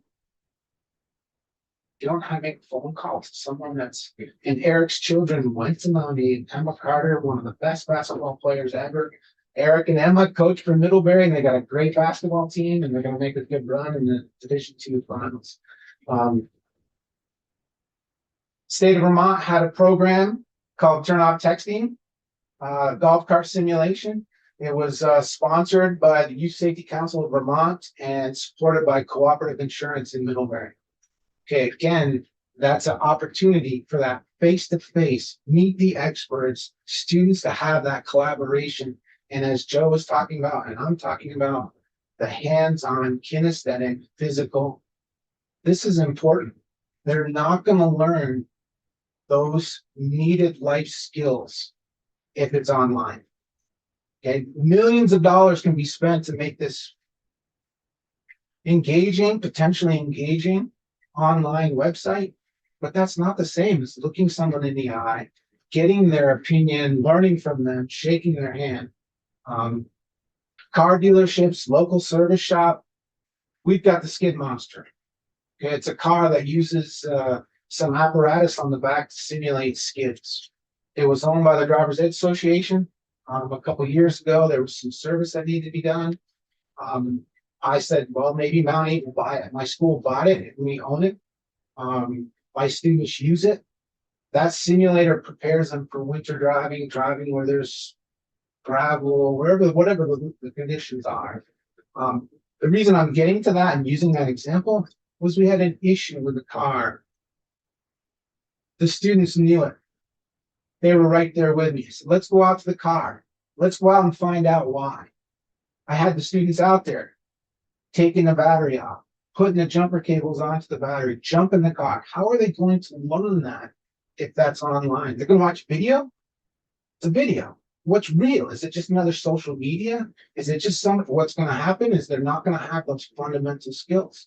They won't know how to change the tire. They're going to be more dependent. Somebody come help me. I had a group of students a few years ago. Mr. Massey, I don't know what to do. I can't do it. You got to do it for me. Tell me what to do. No, can't do that. You need to be able to problem solve. You need to be able to communicate. You need to be able to work your way through challenges. So if we go to this online, and I oppose it, I think you can already tell that by my evidence and what I'm saying. Chief of police. My school is very much against having a school resource officer. Very, very emotional and adamant that our community didn't want that. We have a great chief of police, Bruce Nason. Bruce comes, spends time in my class, gets to meet the students. Every day he's at the front of the school. Every day he's out there. Students are getting the opportunity to develop a relationship with a police officer. Because right now, if we go on social media, right, and I don't want to get too political with things, but there's a really great concern about ICE. There's great concerns whenever something, it's so easy to put that negative. So people are missing that ability to have that great relationship. We had a safety fair. It was amazing. Partnership with the community at my school. I'm lucky that my colleagues and I, we developed this safety fair that benefited the whole community. People on how to properly run a chainsaw. Okay, and there was a whole group of community members that came that were connected to driver education. So having a student watch a video on TV, on their screen, on their phone is not the same as that face to face. I think, I think we've got. Yeah, well, there's more. Can I finish with one more Wanna get piece? Carter in. Yeah. Okay, and I'll try to be direct. My last section that's here. In 2020, Act 77 was passed. 2020, Act 77 was passed to say that you are going to move to proficiency-based lessons for the state of Vermont. When that occurred, driver education is the model. There's a video out there. It was shown throughout the state at all public high schools. What's the deal with proficiency-based learning? That was showed by all curriculum coordinators. Within that video, teachers saw that driver education is the model. The model with regards to, again, this idea of efficiency-based learning, where there's growth over time. This structure of knowledge, understand, and do. Students need to know that there's laws. They need to understand why there's laws. And then they need to go and demonstrate their knowledge of the laws. That, again, with driver education being the model for the whole state, math, social studies, science, why change something that we know is right? Why are we considering? And I understand things need to change. And I said 2020, this went into effect for the students that graduated after that. I can't understand. In the pandemic, we were told, cut our curriculum to 50%. My curriculum coordinator told me going into the pandemic, kids are going to be in a tough place, cut drivers at 50%, all academics. I looked at my principal and coordinator and said, I can't do that. I can't cut drivers at 50%. What part do we eliminate? Coming out of the pandemic, the hybrid year, 50%. Some students went to school on Monday and Thursday. Some students were Tuesday and Friday. Everybody stayed home on Wednesdays. It was online. We Zoom. Students would say to me, Mr. Massey, I can't have my screen on. I can't Zoom. Students are picking on me because of what's in my room. Students are offended because I have a poster in my room about this thing that I like. Students are offended because I have a deer hanging on the wall because I'm a hunter. There's a student offended by this. Again, that hybrid year, I was instructed to cut my curriculum 50%. Math teachers, social studies teachers, English teachers. We were all told to do that. Young man, I appreciate you sharing what you said. It took a lot. I don't think I could have done that when I was 15, 16 years old. We are still managing that social emotional issue that students are coming out of the pandemic from. And then I'm pretty confident I'm going to quote him correctly. Said students will do what's easy. If I can do something that's easy and get the same outcome, okay, is that best for kids just because it's easy? Can I write a check?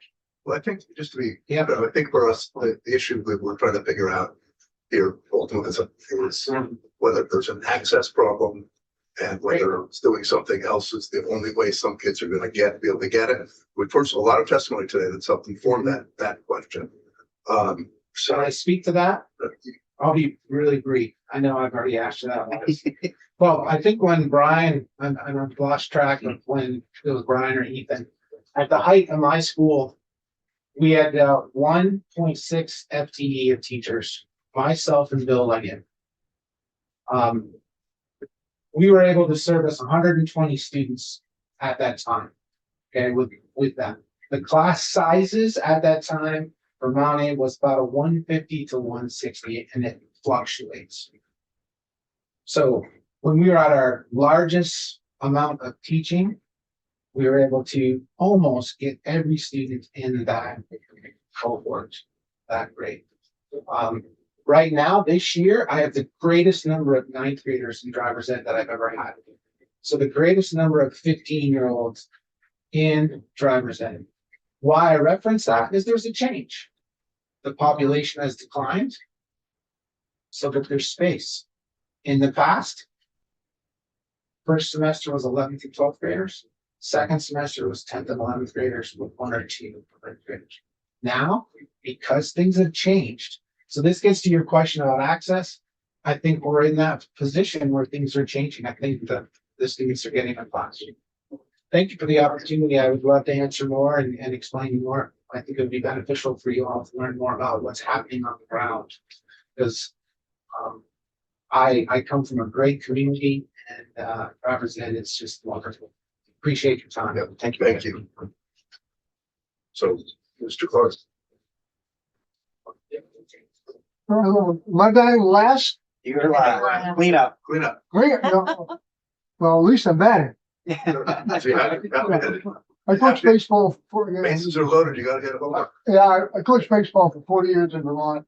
I actually I coached at UVM.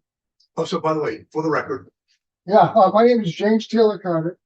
I've had both hips replaced. I'm a little slow. So I'm not, if I'm batting, hopefully I'm not running. Well, that's Yeah, I coached baseball for 40 years in Vermont. Actually, today is the anniversary of when baseball was dropped at UVM and softball, 2009. Terrible decision. Yep. Terrible decision. But some people accuse me of being in love with the sound of my own voice. I do have a fairly brief sort of words here, so I'll go through that. Thanks for having me on. On November 4th, 1990, my life was tragically changed. I'm James Taylor Carter. I grew up in Windsor. I was called Taylor growing up. My father's name was James, aka Nick. He was always called Nick. So I went to Washington University and graduated from Windsor High School. And then I was to the Peace Corps, Malaysia. Jim became my permanent name. After 2 years in Malaysia, my wife and I returned to Vermont and became a public school teacher, coach. Essex 5 years, Milton 4 years, Mount Aid 4 years, and Winooski for 20 years. On November 4th, 1990, our youngest daughter, Andrea, a senior at Mount Mansfield High School, was involved in a car crash a quarter mile from our house, Jericho. She had attempted 3 times to put on a front seat passenger safety belt. The Vermont State Police later found that it was broken. When I retired in 2000 from Winooski, I decided to go to driver education classes and volunteer to do a class presentation on the importance of wearing seat belts and the meaning of being a tissue and organ donor. Andrea donated her corneas, heart, liver, kidneys. Saved 4 people's lives. 2 people can see today because of Andrea Carter. In my presentation over the years, more than 20 living donors or recipients have joined me in the presentation. I've been invited to over 40 high schools and on a semester basis since 2000. I've made over 5,000 classroom presentations. It's quite possible that you know a student that has been impacted personally by my decision. I thought I spoke to your 3 kids. And you spoke to me. Wait a minute. Was it worth anything? Yeah, about your Peace Corps stuff. It was. How about, can I ask what community you're from? Manchester. Where? Manchester. Manchester, yeah, I go to Burn every semester. Proctor. Proctor, I haven't been to Proctor, sorry. Brattleboro. Well, yeah, I'm going down to Brattleboro. John Tribuna is a driver and teacher. I've been going down to Brattleboro for years. I have firsthand power. I have firsthand the power and the skill and the influence that the public classroom teacher has. I've seen it. I've seen over 5,000 presentations of how influential the classroom teacher is. During the COVID epidemic, when I attempted briefly, along with driver ed teachers, to teach via Zooming and online, I found it to be very, very ineffective. As a lifetime public school social studies teacher, is there a more important class for adolescents to be involved with a classroom teacher than driver ed? Is there a more important class? As a history teacher, I start my introduction sometime by saying, this is the most important class you're going to take because you're going to drive every day. The War of 1812, Civil War, women getting the right to vote, the Civil Rights Union, the Civil Rights, there's so much important history. But driver ed is an everyday skill. And I'll ask you, how many of your parents drove today? Whether it be in Brattleboro or wherever it is. How many of your parents will drive today? Because we don't have the public transportation in Vermont and some big cities still. Every parent, every kid raised their hand. Every kid will raise their hand. My parents going to work. I would emphatically say no, there's nothing more important than driver education class for kids. Kids. I don't know what you would say. Incredibly important thing. Right? We have 4 kids. 3 living now. Andrea's passed on. I do have 2 hats on today, as you notice. I spoke at Kevin's class today. Going down to Brattleboro a week after next with John for dinner. And I also had this Vermont hat on. Because I'm going to go around to every county except Essex. I don't go over to Essex County. There's only one high school. Kingman's the only high school over there. But I go to every county in all 13 counties. And don't get paid for it. I don't want to get paid for it. I want to get a message out about the importance of wearing a seatbelt and what's it mean to be an organ tissue donor. That's why I do this. But it's such an important class for adolescents. Almost everybody will say, every driver ed teacher will remember the day. Kevin, remember the day you got your license? 1 to 10. Yeah. 1 to 10. How important was it? 10.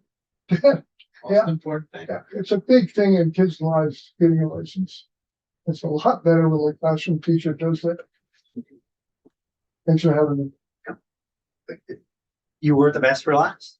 Huh? You were the best for last. I'll tell you one last quick thing. During the pandemic, which I thought was one of the worst things that's happened in this country for public education, there's 75 million public school kids in the United States of America. 20% of them got 0 education for that 18 months. 0. So if my Windsor High School math is worth anything, 20% of them got no education. That's 15 million kids. For 18 months, got no education. I really worry about the future for those 15 million kids, and also for kids like Kevin said, Monday, Tuesday, Monday, Wednesday, no, Monday, Tuesday, and then third, whatever the other 2 days were. So kids were in school. Thanks for listening. Yeah, thank you. Yeah. So I did speak to I spoke to your class last night.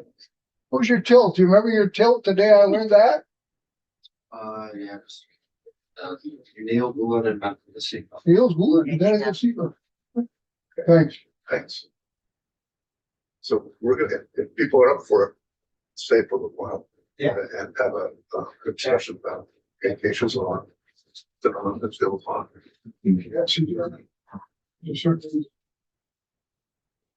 I'm glad it's bad. Thank you, love So- that. Okay, so we're done with this hearing. So. What happened? Thank you for coming. Thank you. Actually, a very informative day. Thanks. Thank you. Yeah, you came in and spoke to us. You started. I'm gonna go down and get on my computer. Okay. The guy who came in that just never spoke any English, and that's how you learn that language. Yeah, good seeing you. That stuck with me. My wife and I are right up with junkets. I mean, no electricity, no running water. Great. Do you want these back? Great. So. I get some paper over here. That was the 50th first committee. Two committee. Well, it's 50 papers. Yeah. Oh, That testimony. 15 sets of testimony. I think that's a record. Well, you had the same, yeah, okay, They're the same pace. same pace, similar, okay. Take care. Thank you. Drive safe. Yeah. Well, keep going. Yeah, if you could close out, great, yeah, thanks. Close it to that. Woo! Okay, so. It just coming right back, it's just gonna switch to our computer.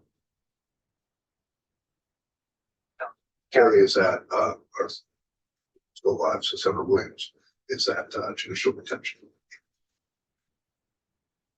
What about the bottom viewer? Is that big on? Yeah, what's going on with that one? Do you know, Daphne? I don't. Tails drivers education. I mean, we're still live, so whatever. They can listen that way if they want to, I guess.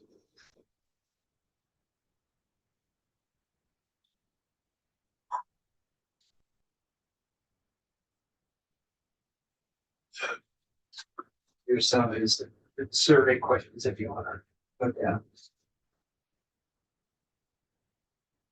Something that people filled out at the bottom.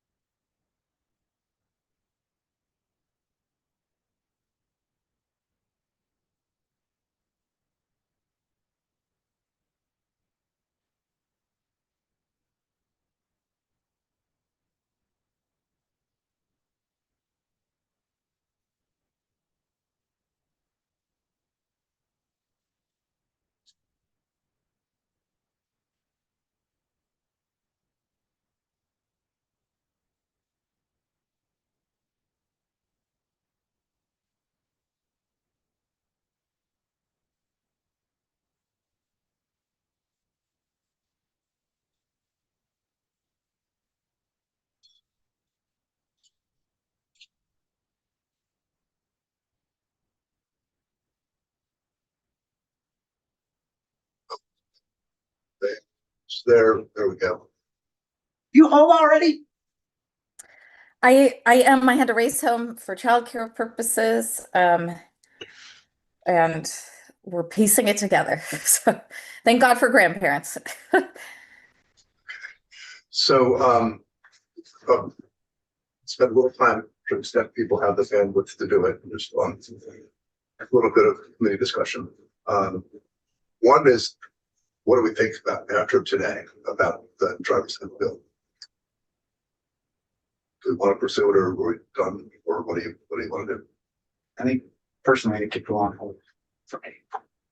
Yeah, Still not quite sure what we're solving. Right, that's fine. yeah, it's, I appreciate the attempts to make it more accessible.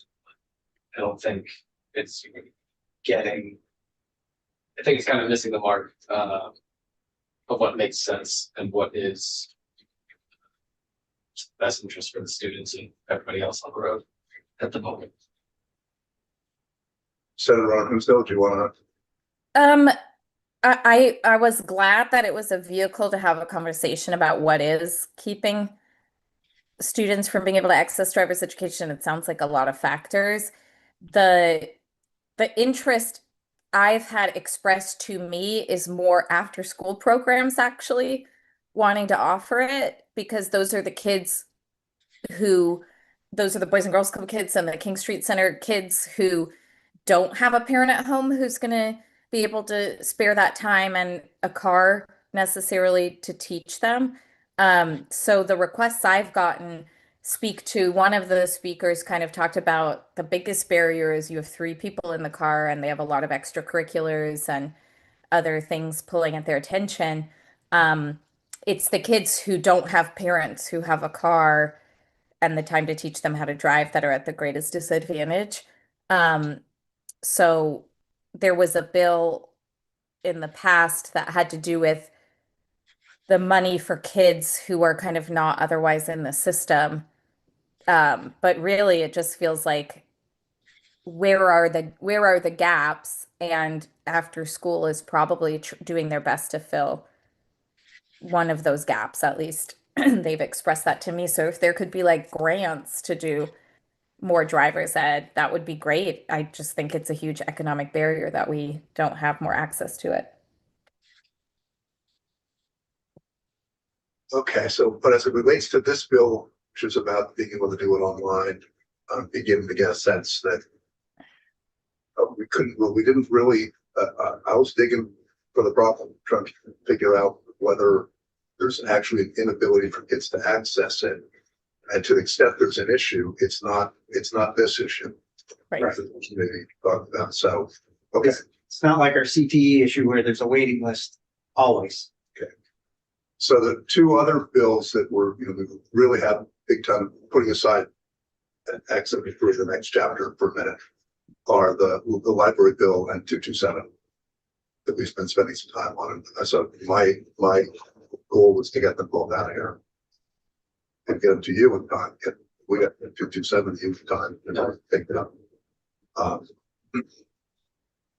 So The After School Coalition did reach out today to say they do have some concerns. I think they reached out to me because their concerns are my concerns, which are that concerns about what? The section of the library bill that would specify more who gets money. I don't think we ever got enough information to make that change. And now, in case you want to hear from them, the After School Coalition, I think, does have concerns. We're going to talk tomorrow. But based on just the testimony and information we received, I wouldn't support that section. I don't support that section. Okay, we actually have, Daphne is trying to line up Mr. Johannes to come back and answer the questions you raised. Okay. Yesterday. So we're trying to get to that.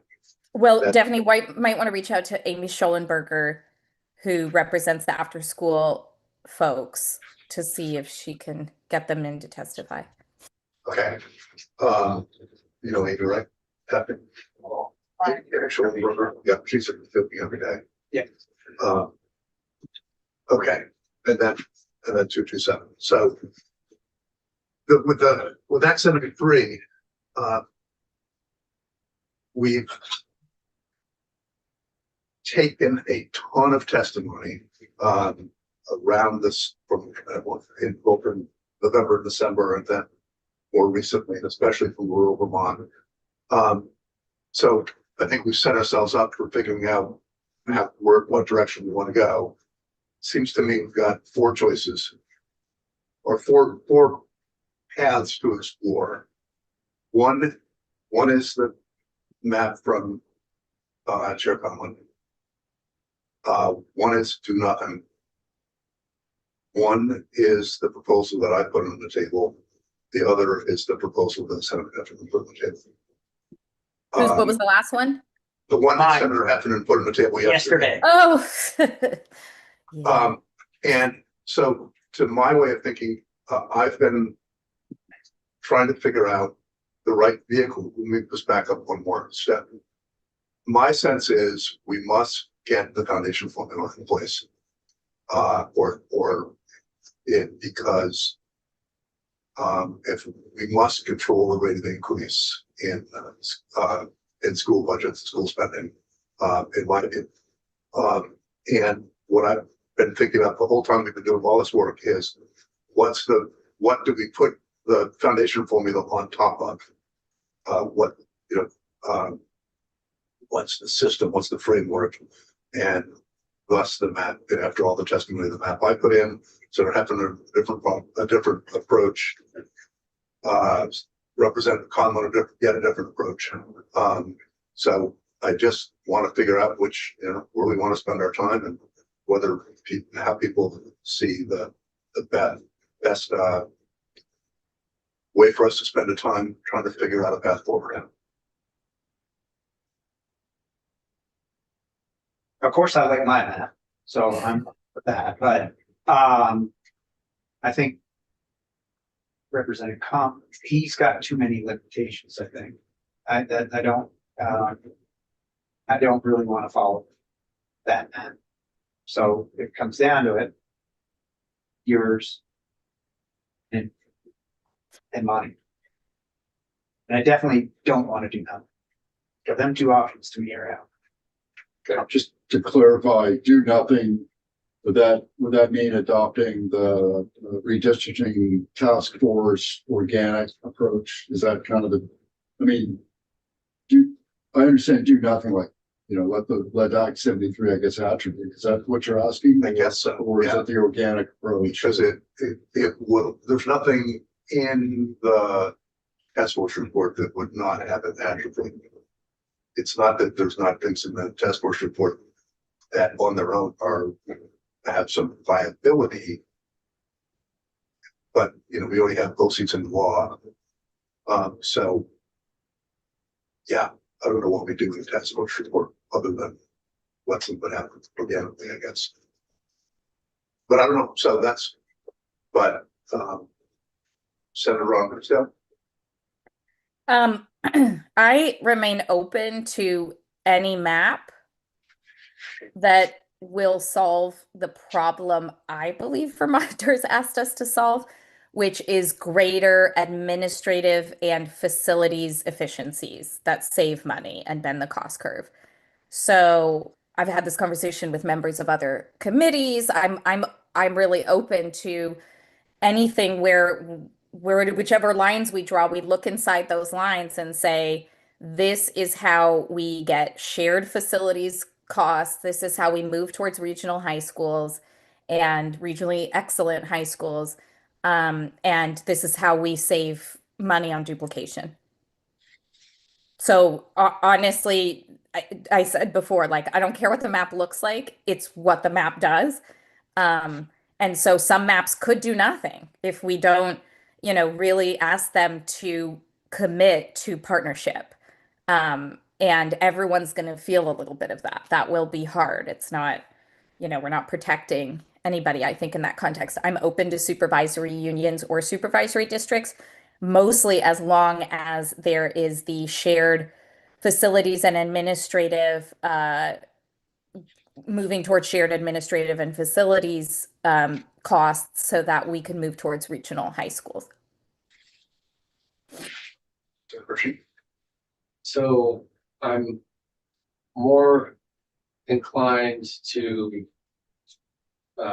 explore your idea of the SUs further. I think the thing that I really want to dig into is, what does a voluntary merger look like? And when we get to that 2-year mark, that's when we decide the timeline. What standards and protocols are going to be used to determine whether or not districts are going to be forced to merge? And, will it be taken into consideration if they previously voluntarily merged because the two districts thought it was a good idea? So that the voluntary piece, but then coming back around and then being forced to merge into another district, just to meet whatever the quota might be for the district number that we want to reach.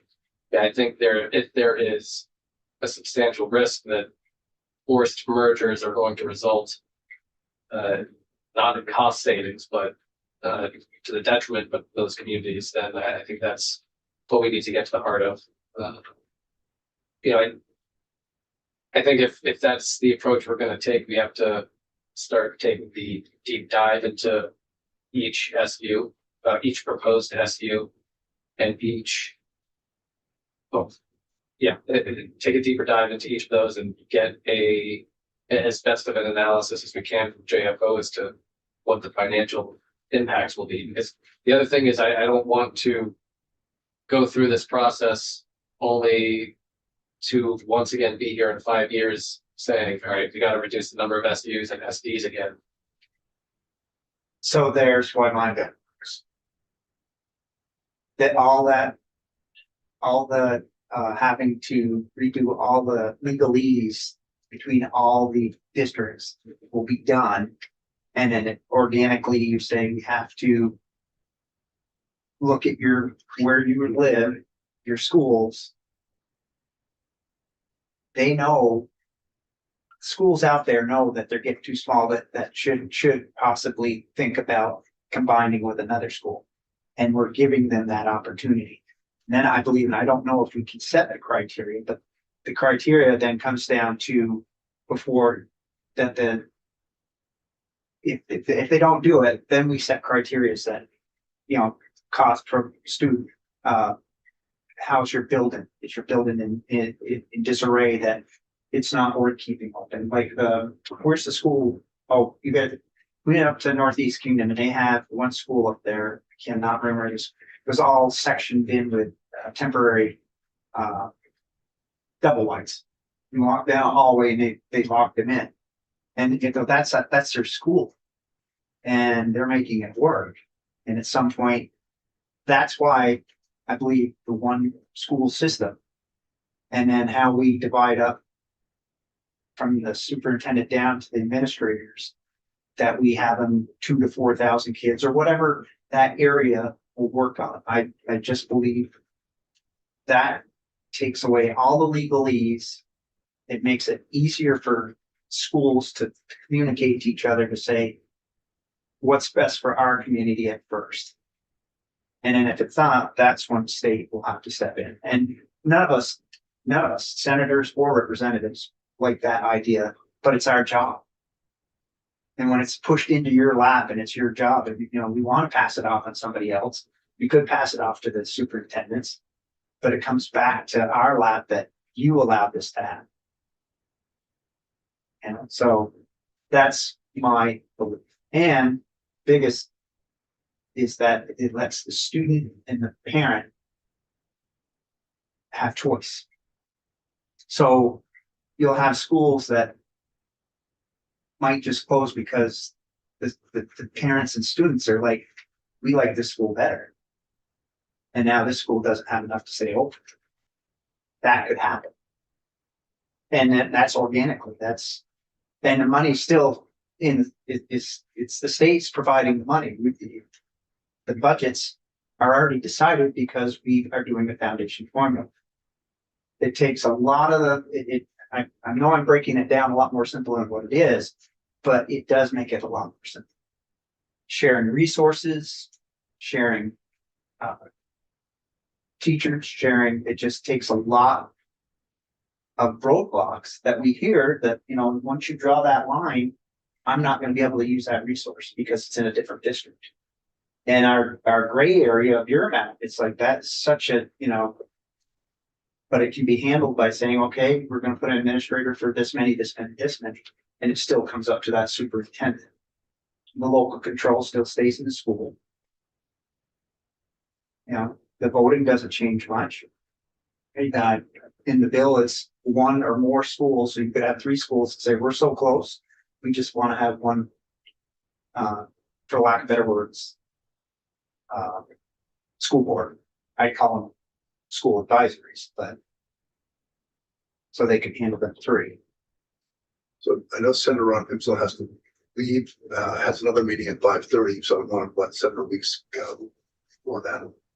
Okay, sure, go. She go. No, she went on. No, I mean, No shooting, so I just want to make sure. I'll go quickly. I'm just showing you I'm here. Organic voluntary districts, I don't think it's not plausible. It didn't happen. It could have already happened. There's nothing that's prevented districts from consolidating for the benefit of the student academic programs over the past several decades. I don't hold a lot of value in that. I do think you know, the more I listen, the more I like the single district, although I think there's a fundamental problem, and that is that one superintendent can't oversee every, whatever, 250 schools or what have you. That's still going to be an element of regionalization. So they're going to have assistant superintendents. That's fine. But what that really leads to, again, is that this is all about who knows who, like what's the size of the footprint that people feel comfortable, where they know the schools, they know the students, they know the geography, they know the routes, and they know where they can make that I believe is where the decisions need to be made. So whether it's 5 districts, 10 districts, or 1 district with the sub districts, it's really about that. How large of a region can they make informed and intelligent decisions about facilities and students. So that's one. The other, which I appreciate Senator Heffernan brought into the conversation yesterday more succinctly, is statewide choice.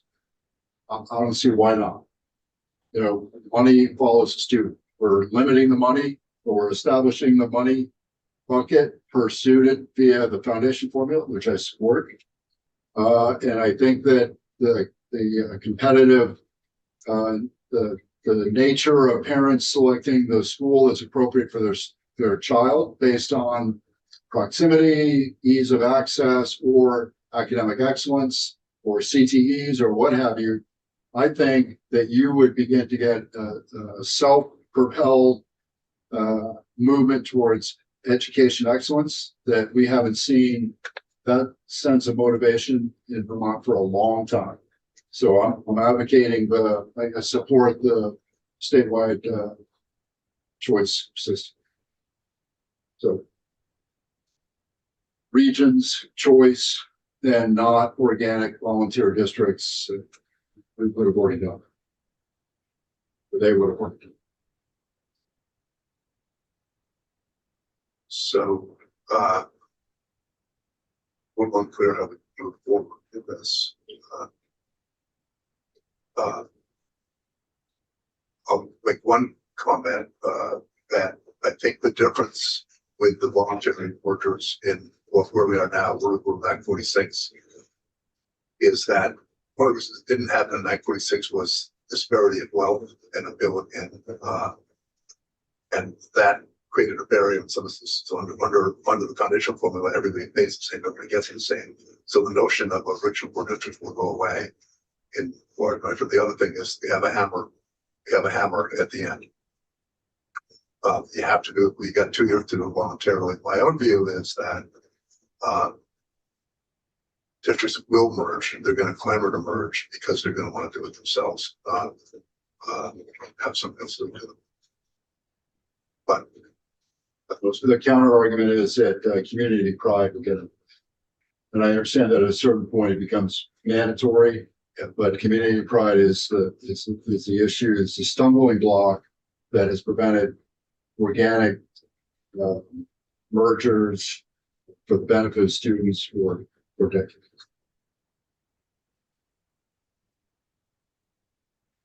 So we try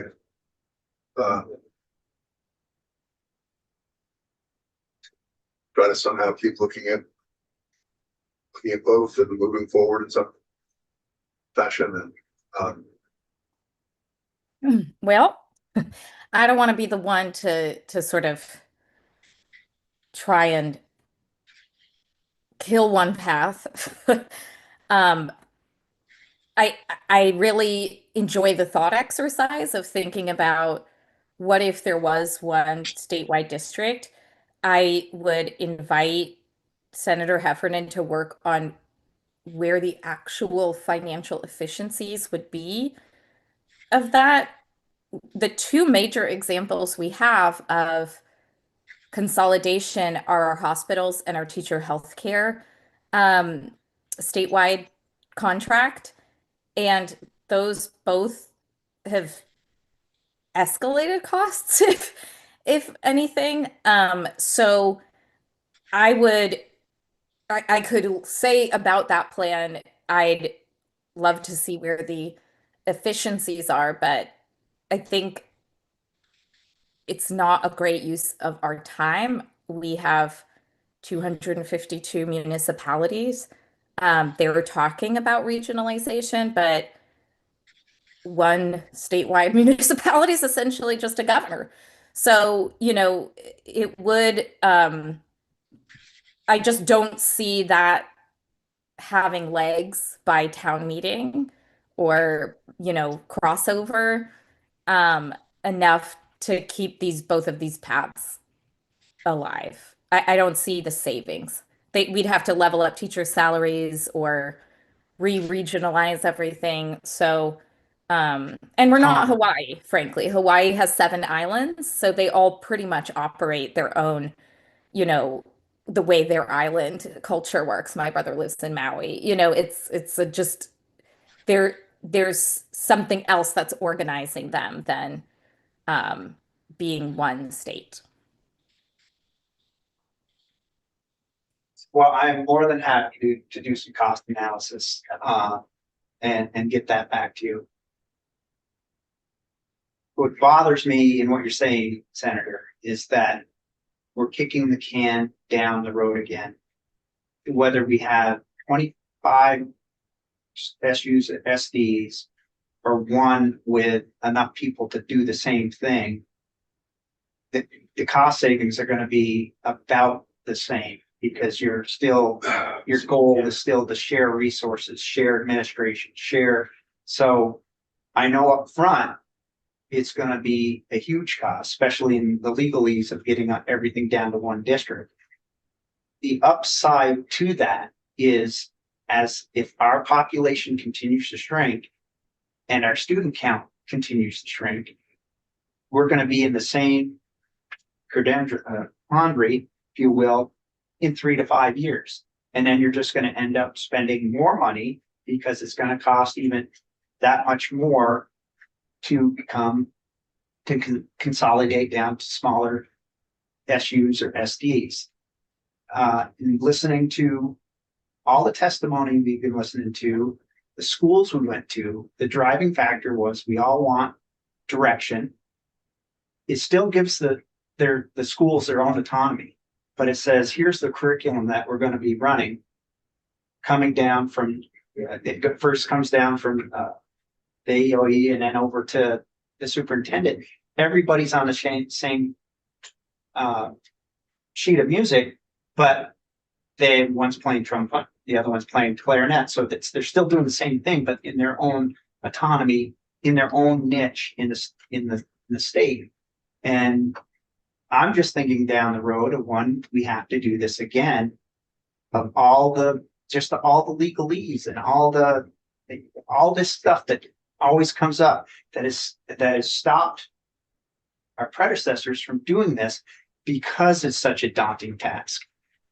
The breaking down of regions in that, what's it matter if it's under one system or 27? It still works out the same, except you're answering, we have one person, and our accountability in mind, that you have a teacher survey, you have that the superintendent has to come to the legislation every year and give a progress report of how the school system, that's nothing we have right now. And then school choice, why would anybody be against that, when I'm telling you, Keisha, you can't send your kids to another school that you really want to send them to, because I think that the way we have our district set up doesn't allow you to do it. And what rates, you know what's best for your kids. It's not me. I could sit there and tell you what I think is, but at the end of the day, it's the parent, guardian, caregiver that knows what's best. And this is what puts the children first. And that's what we said we'd do. So I'm going to drive this home from here until I'm elected in, which could be this sentence. So Senator Weeks and Senator Runyon, I know you have to go. I've got time set aside tomorrow afternoon. I just canceled our last person. We have time to continue talking tomorrow afternoon. Okay. So, but Senator Weeks has one. Yeah, just very brief. I think we should ask for feedback in the single district from the V's and a few other, not like maybe constrained to a single afternoon, not a big, okay, because we're going to gain some insight, positive and negative.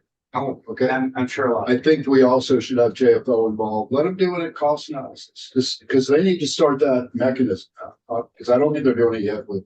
And I would just say they're very busy. They don't have time to just do magic. And I they think we hired heard, a person I specifically think we heard from the person who's deemed by the governor to be our statewide education expert from his perspective, the Secretary of Education, and she was proposing one CTE district. I saw no merit in that, and I didn't see enough detail to see what cost savings would arise. So, and how you would affect quality across the state. So I think we've heard a lot about a single district for something. And I didn't find it compelling. I just point? think if we are serious about a map that works, we should get going on that. Maybe Terry would have said the same thing if he was here, but I think we need to focus our attention on administrative and facilities efficiencies.